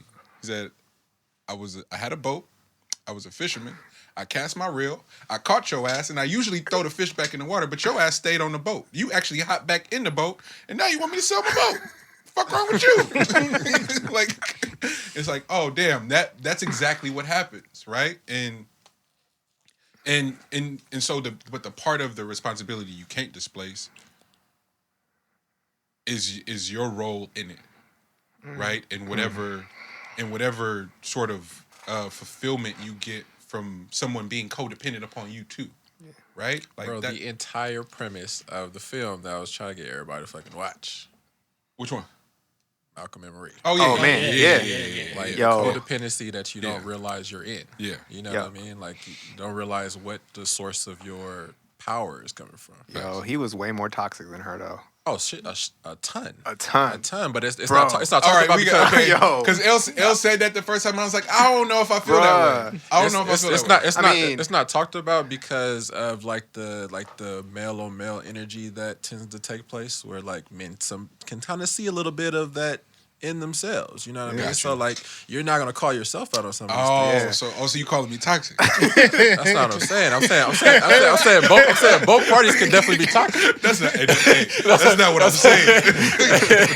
Nah, it's hella funny you say that because you put me on first, and then it's like, no, make sure y'all watch it together. Yeah, 'cause I wanted to have the sure. combo. I just wanted to make sure that everybody saw it first. Yeah. Because I wanted to see how everybody's takes was on what they saw. Because everybody sees that film, they see it something differently. Yeah, You know facts, what I mean? facts. And so I'm watching it, and because how you set it up, I'm like, oh, bruh, sick. Yeah. And then I'm like, she kind of sick for real too. And then but there was this exchange, and it's like tit for tat that was happening, Yeah. and like mapping out all the details for real. Yeah. And so I think the one part that was a saving grace for him was when he was like, why you didn't fight for me scene. Yeah. And he's like, that's what it was. Why you just didn't start there? That was Yeah. that was sort of the But it saving- wasn't even that. It's that they built something together, right? Yeah. And she didn't feel like she got the recognition. That was what her biggest issue was, right? Like, we built this story together. And so that's where And for him, it was, man, I'm just trying to celebrate. This is lit. I got this house. I got this bad chick. We moving. And he just wants to celebrate, right? But she's got something that she's experiencing, and she doesn't know how to kind of compartmentalize it for a conversation tomorrow because it's written all over her face. And that's what happens in relationships. But were we recognizing throughout this film that she was trying to put it off? Yes. She told him that Yes. That like part. it's best that we do not talk about this now. Yep. is But that, that was an opening for you to then continue to probe. But if you see your partner with an upset face, you want to know what's happening. Like, are you gonna really be able to enjoy yourself? you've Are you You've going to already- attack your partner in that instance? No, I'm not You- going. but I'm you- definitely like, not once going you to. see But I'm gonna that- keep asking, like, what's the wrong? pouty, What's wrong? Nah, fam. The pouty face is already hijacked the whole night. Fuck out of here with talk about it tomorrow. This not the good. No, nigga, you been pouting all night. I peeped it. You thought I was finessing the room, but you, my nigga, I came here with you. I know what's going on with you. So bet now we here, Yeah. and in the midst of getting into it, we've unpacked that you feel a way about this whole process. The one part I didn't fuck with was the concept of you didn't fight for me, you didn't do this for me, and he's going, part of his genius is just getting the shit done. Yeah. And that's what happens a lot too. It's like people got these dreams, ambitions, and hopes, but nigga, who executing for real? So you can say we built it together, but did we? You gave me the inspiration, you were the muse, you were part of the muse, but nigga, I had to pull it off still. But she was doing all the little things in the background, right? My nigga, you make some macaroni cheese. Salute to you, fam. You nice with it. Salute. Make a nigga something to eat. That's sick to say. My bad, bro. My bad. This is an observation. Jump in this. Yeah, because the entire thing's being missed. The entire- I believe it's everybody's fault. Okay. Facts. Okay. You can't have one without the other. It's two toxic people in a relationship. It's two toxic people in a room. He using her. She's using him. It's codependency. Codependency. Nobody's really getting ahead. They're just clashing. And I think what I took from it was, don't worry about what she's doing. If I resonate with anything that he was doing, fix that. If she resonated with anything she's doing, fix that. Bar. Because if we sitting there going, this sound like you, and this sound, if you doing that, you missed the whole point. The movie made you feel something because everybody's like that. Facts. If it didn't make you feel nothing, then you good. You good. This ain't even Or for you a But if you psychopath. watched it, you was like, yeah. If you watched it, you was like, man, my girl, that is her. Then you the problem. Because the first thing you do is point the finger. Yeah. So I'm kind of out of that. Like, it don't matter. That's It is. that's it's nigga. That's too the toxic. evolved. That's the evolved That's the version evol- of yeah, it. for sure, In the, for sure. in the best ways. It's the greatest observation. All right, so are we missing the part though? Like the whole thing, like if we were to deep dive into like the psyche of it, right? Are we missing the part where you have a partner that you got with them at a certain time and the part of your strand that you had was that you found a weaker individual, and in parts of that, you fed off of that weaker individual. You created some material off of that, but not recognizing throughout this time that weak individual is gaining strength as they come along. So as they're putting their story into this, they're actually gaining a little bit of strength each part of the way, right? So by the end of this, you've completely disregarded the fact, or haven't even been able to see the fact that this person is probably even stronger than you as an individual, because throughout this growth period, this person has grown about this much as opposed to you barely making any type of waves. So that's really what it came to towards the end, is that you're not even realizing that you're actually in the role that I originally played. You know what I mean? Like, the roles have been reversed, but you're seeding all this fame and all that stuff like that off of the story that I gave. Like, it was off of me, basically. So yes, bravo to the work that you put in, and you did execute. Great fucking job. You know what I mean? Like, you did all that. But I would like to see you now execute the next frame without me being involved in it. You know what I mean? Like, that'd be an interesting take to see if there was a part 2 of a Malcolm and Marie. What did you do after that film? You know what I mean? Like, what was your next phase? If it's codependency, then they both do nothing. Cause she can't grow without him. She can't grow without him pillaging from her. Like, she needed that. She needed to feel valued in order to even grow. Yeah. She was in the gutter. Mm-hmm. You know what I mean? He like, I'm gonna clean you up, and that's his sickness. Yeah. Like, right. I'm gonna try to fix her. So I think to me that was the point that I took from it. Like, you can keep crashing, or you can both say we both using each other equally. So ain't no moving forward unless she finds unless she heals from that completely, and he healed, but it didn't look like that. It looked like they were just going to ride off to the sunset and be crazy. And we know, like, Bobby and Whitney's, they work out sometimes. Like, the way that more mac and cheese for everybody. The way that ending went, though, when that day woke up and she was gone, that day almost lost his goddamn. Hey, if she would have been gone, that was the telltale of the codependency thing. It's like, oh, this is what this looks like. To your point. Who else you gonna get these rocks off to? Man, you executed.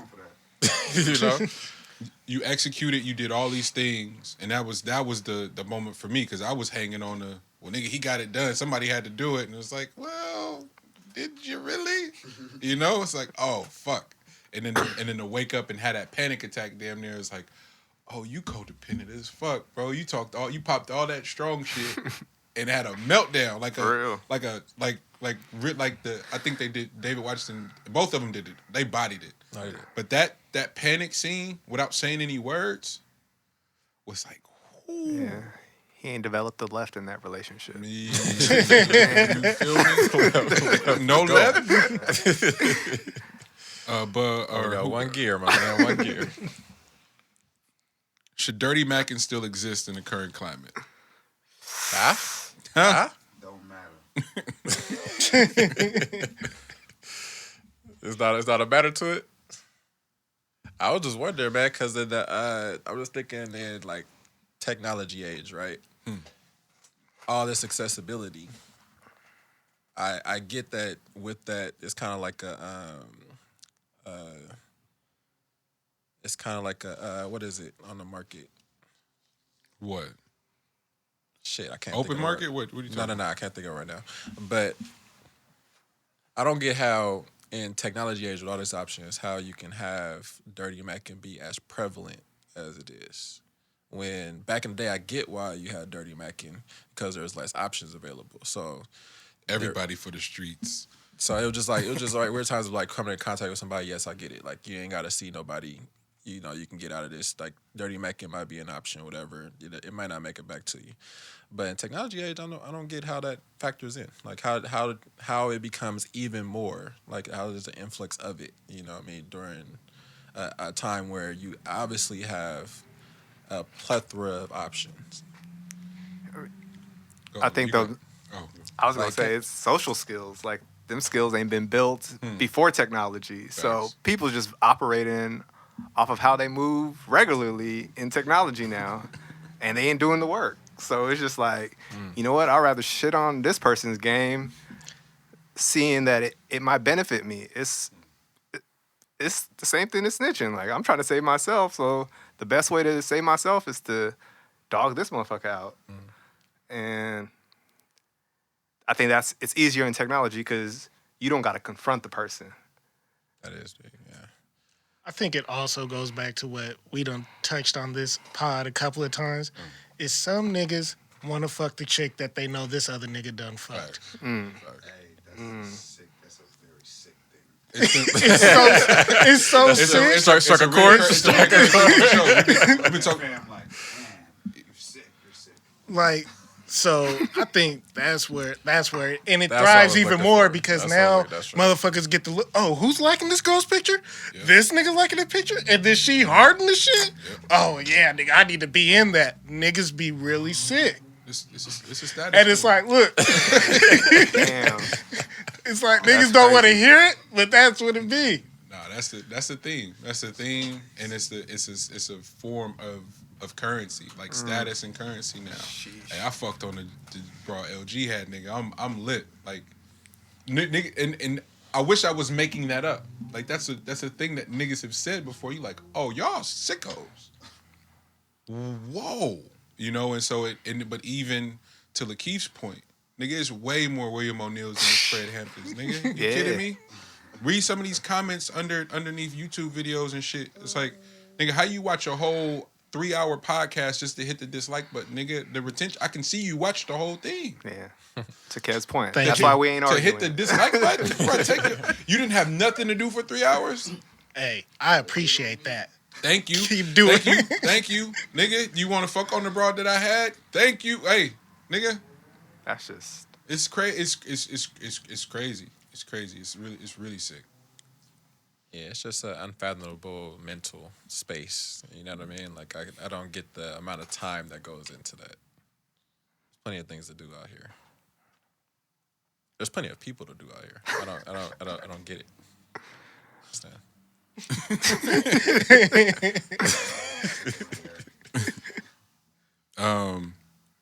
Y'all got some sick ones. This one's dope though. Joe Biden finally got to tell everybody I ain't fucking with y'all. Says no to taking away student debt. Saw that one coming. 1,000,000 miles away. I hope that's not what they got elected off of. That wasn't like the election, like top story for him, right? It was part of it for these liberals out here. That was one of them. That was one of the things when he was like throwing money out the sunroof, nigga. That's what he was telling everybody. Yeah, because it's not too many things that's certain. Taxes is certain, but that fucking college debt, that shit is certain, boy. Like, that's something that's gonna live with you like fucking like getting a home and your mortgage and shit like that. Like, that's something that's just tethered into life. Yeah. Like, that's a known debt that's got to be paid back. Yep. Throughout your lifetime, though. You know what I mean? Like, at some point, you got to give us something back for that. And just peep how college is branded and marketed to poor people. Like, we literally were having this conversation yesterday. A single dad, his daughter who lives with the mother, they filled out all their financial aid information and did it wrong, so now their tuition is significantly higher than what it should be. And it falls back on the dad, who has been typecast as not being shit, not being in the daughter's life, but he's about to essentially pay $100,000 a year. Man, you know, it's she going to school. You know, it's crazy just to see. Again, just to see how it's marketed and how it's branded and how it's explained. And shit, we got partners with degrees and what work has been able to be acquired back into the real world or hasn't been able to. But that debt is for certain. That debt is real. That debt is real. Hey, I don't care. They not giving you $400,000 worth of information. What? Nah, man, for real. That shit ain't worth that. I'll give you a smooth 40. I think you got your 40 worth of information. I got something on it. Like that made sense to me. You know what I'm saying? For what I got from it, 40 sounds about right. But where are you getting that money from? I mean, that's the thing. You invested in your future self. That's how I looked at it. Man, I'm $100,000 in. Advanced degree and everything. Got me to do certain things, get a profession. But at the end of the day, it was just like, this is the game you got to play. Yeah. And maybe it changes, I think, are we going to be heavily reliant on folks creating professions for themselves, having to go to college or get an advanced degree? Because we're seeing billionaires being built off of creating companies. Shit, you can invest in GameStop and not even have to go to college And bypass all that shit. So, and that's not the demonized college at all. That is thanks to Obama's Job Act. Okay, like that's important. All right. This is not to demonize college on any degree. It's to demonize the institution and industry that exists around it, and how little of it is for us, right? So to see our HBCUs be depleted and ridded of any cash flow at all, but to see so much black wealth is hella confusing, right? And all these athletes that sway the.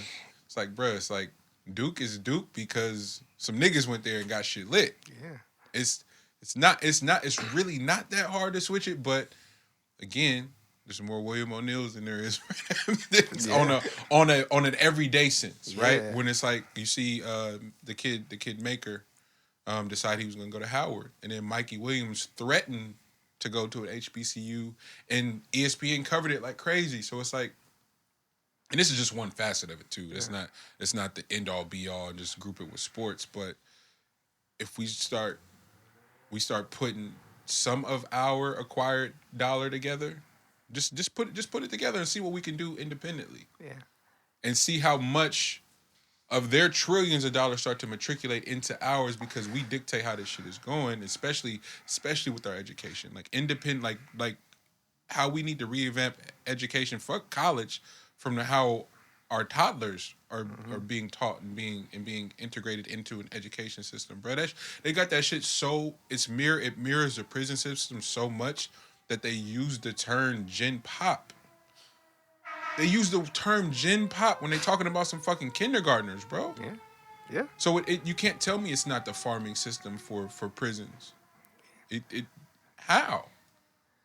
When you take away every program, and then the teachers that work in these counties are paid significantly less, it's considering the cost of living in the Bay.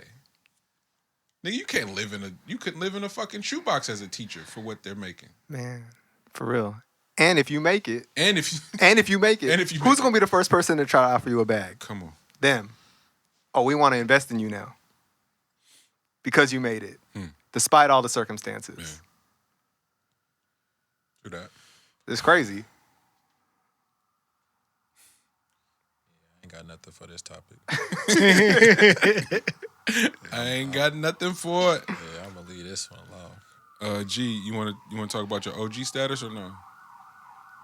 Oh yeah, like is it up to you to like send out the anticipatory like fillers that eventually you're gonna be an OG? Like right now, in your current state, can you tell people that I'm gonna be your OG?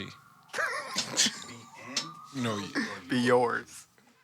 Might as well just say yours. Like it's gonna be the people are looking up to me now. So what you think they gonna do later? That's sick. That's so sick. It's only sick because there's people walking around here doing that though. Yeah, like, that's why it's sick. Nah, just being like preemptive, like your space period, like where people think where they see themselves, right? So it's one thing to think that you are who you are, right? Like, yeah, I'm the best at whatever it is that I'm doing. It's another thing to tell motherfuckers that not only am I the best, but you look up to me later. Hov did it. Huh? Hov did it. Yeah, but they was giving Hov a hard time early though. Yeah, I did it. Giving people a hard time, really. You gotta heavy as the crown. There we go. There we go. Nah. It's one thing. It's one thing to do it and to be doing it. I'm talking about some of the niggas that's me personally. I don't know if that. You said what? That should not be doing it. Bro, come on, stop playing with me. I mean, because think about it. For every Hove and every T.I., there's about 100 other niggas that's like, yeah, that's B2. Probably about 10 million. You know what I mean? Like, that's B2. You know what I'm saying? Like, it ain't just them, bro. It's B2. Yeah, I relate to them. You feel me? I see a lot of their story in myself. When the You know niggas what I say, mean? Like, nigga, they got the stories from me. Jay-Z, he got that from me, baby. you No, know? it's I left my notebook over there. You know what I mean? Like, somehow, some way. Yeah. You know? Hove just walked around memorizing your notebook. That's what I'm saying, bro. Like, Crazy. hey, I still ain't got my notepad back. That's nuts. Nah, that was just from Meg talking about she was an OG, like everybody OG later on in the game. Now talk your shit, Queen. When you and Tori figure out what's going on for real, pop your shit.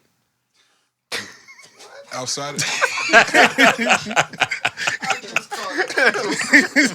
We going for it today. hey, it's just weird, bro. This shit, the internet and this rap shit is absolutely fucking insane. Oh man. And to keep just ushering in dumb shit in the name of like, oh, that's how rap go, nigga. No, it is not. This shit is a vehicle and a tool to acquire wealth and to lead. Like, we could really do hella amazing. We are doing amazing shit through the lens and the scope of hip hop. Meanwhile, in a parallel universe, there's Vlad, there's academics, nigga. There are these spaces that exist where the most disgusting shit takes place, and it becomes the standard. Mm-hmm. And that's not even just them. It's fucking marches and protests and fake liberals and all this strange shit that's happening in the lens of pop culture that's becoming the standard, and no one really can. And so then you get to a space where you can't even have a honest conversation about how disgusting it is. Oh, don't say that, man. That's a woman that got shot. Well, can I ask a question then? Hit me. Why Tory didn't get shot back? If you run, like, if somebody shoot Jane, for example, I don't believe we just gonna be like, that's crazy. Dude. That's what I mean. It's like, oh, so nobody. If it was a real thing, nothing's happened to fam at all. That's not how it would go with us. If George, you can show the George Floyd video as much as you want. There's not for 1 second Armani's in that vicinity and we ain't both dead then. That's not because we on a fucking podcast, bro. I'm not watching nobody get murdered, bro. I'm definitely not watching a woman get shot. That's definitely not happening. So what are we doing? You do have to understand though, like, folks be hoes for real.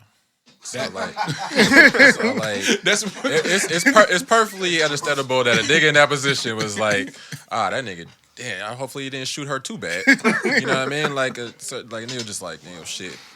Look the other way. Oh, I didn't even hear that shit. Where the fuck that come from? That was a gunshot? I thought the tire popped. You know what I'm saying? Like, shit. We more mad at him, like, defending himself than the people that was there that let it walk. Let it happen. You know what I'm saying? Like, you shoot somebody, fam, you going to jail. I ain't never seen nobody except on Harlem Nights.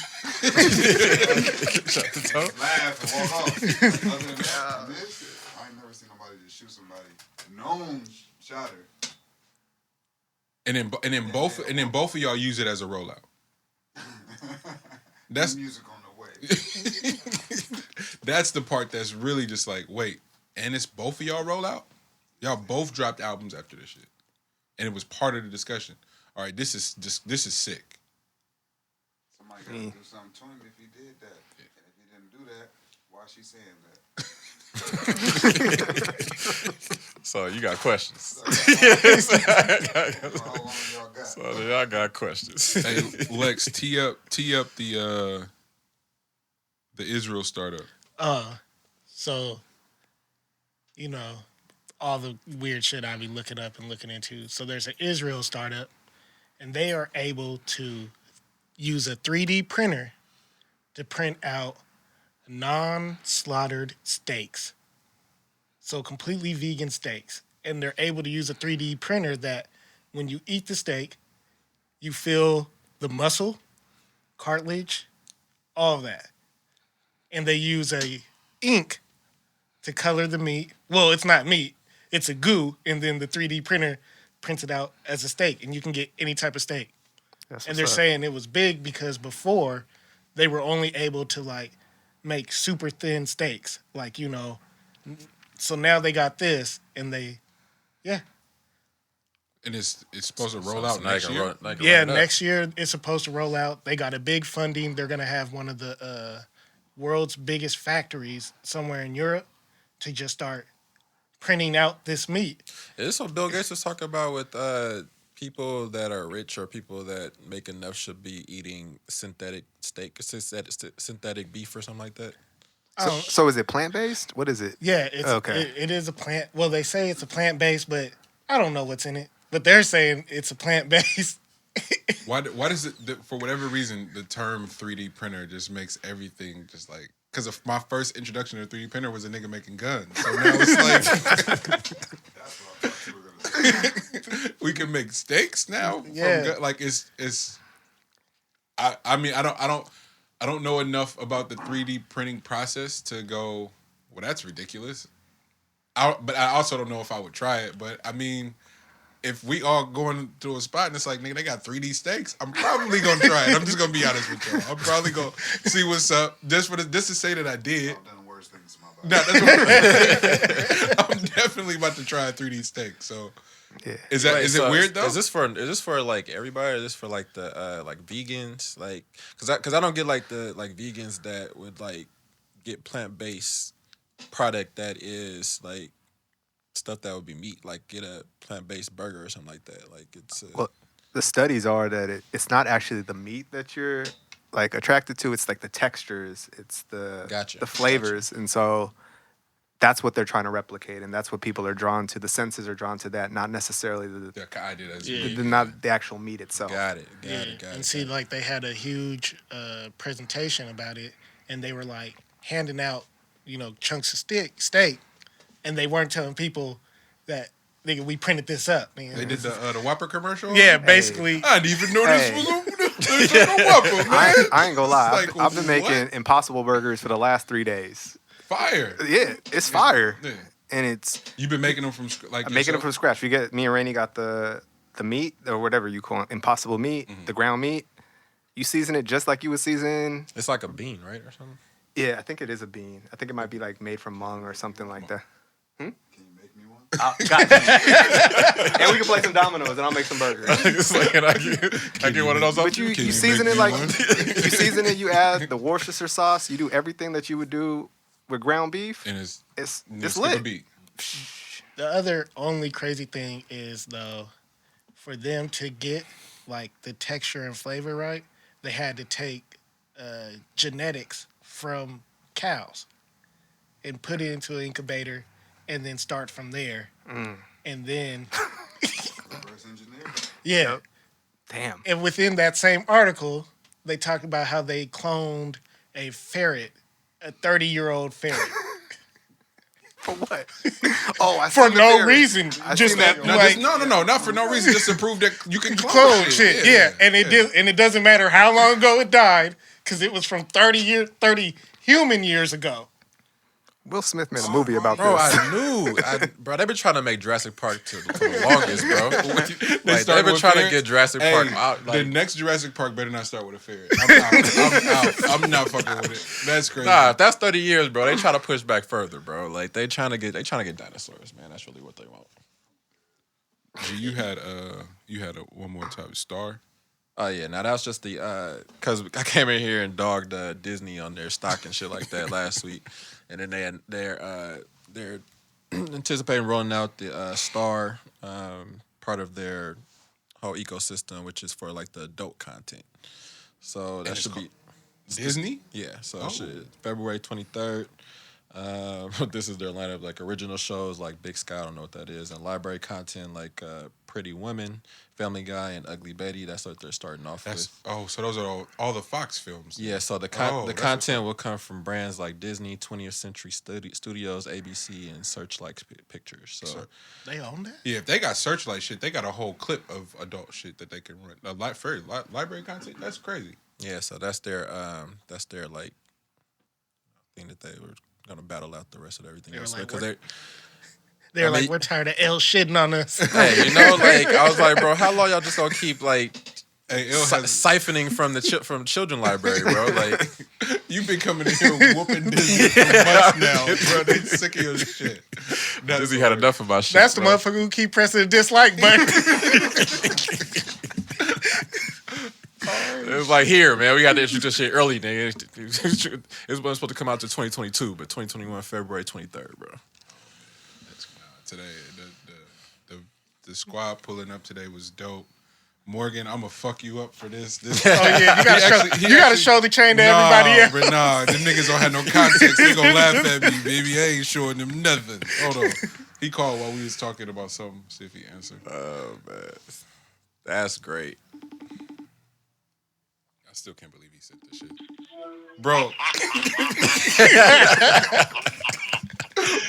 What a dick, bro.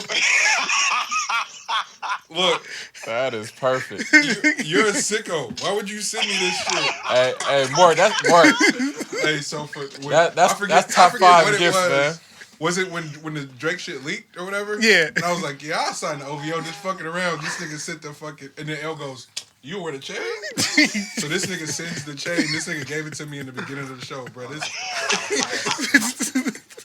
Bro, you a sicko. Hey. He can't even put words together. Hey. Perfect gift, man. Hey, send them off. You had to see the way Lex did it though. He just we started the show. He just set this black box on the table. I'm like, bro, what is this? And thought it was something. You a fucking asshole, bro. You gotta listen in the morning because that shit was comedy. Like, what? Fucking OVO chain, and it's got the color stones in it too. That's why you an asshole. That's crazy. Here, we gonna sign off. I'm gonna call you right back. Okay, love you, man. Oh man, I appreciate the bros. Back in studio this week, Lex Bub. When you gonna be able to tell us about the film? Soon? Yeah, okay. Like April, beginning of April, I'll be able to talk more about it. That's what's up, man. That's what's up. Kev, Jonel, JR, thank y'all for sliding today. It's always good to be back in the lab.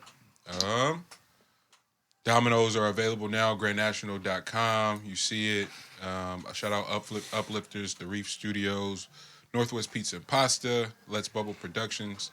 It's been another episode of Meet the Brave, and we'll see y'all next week. Love. Yes.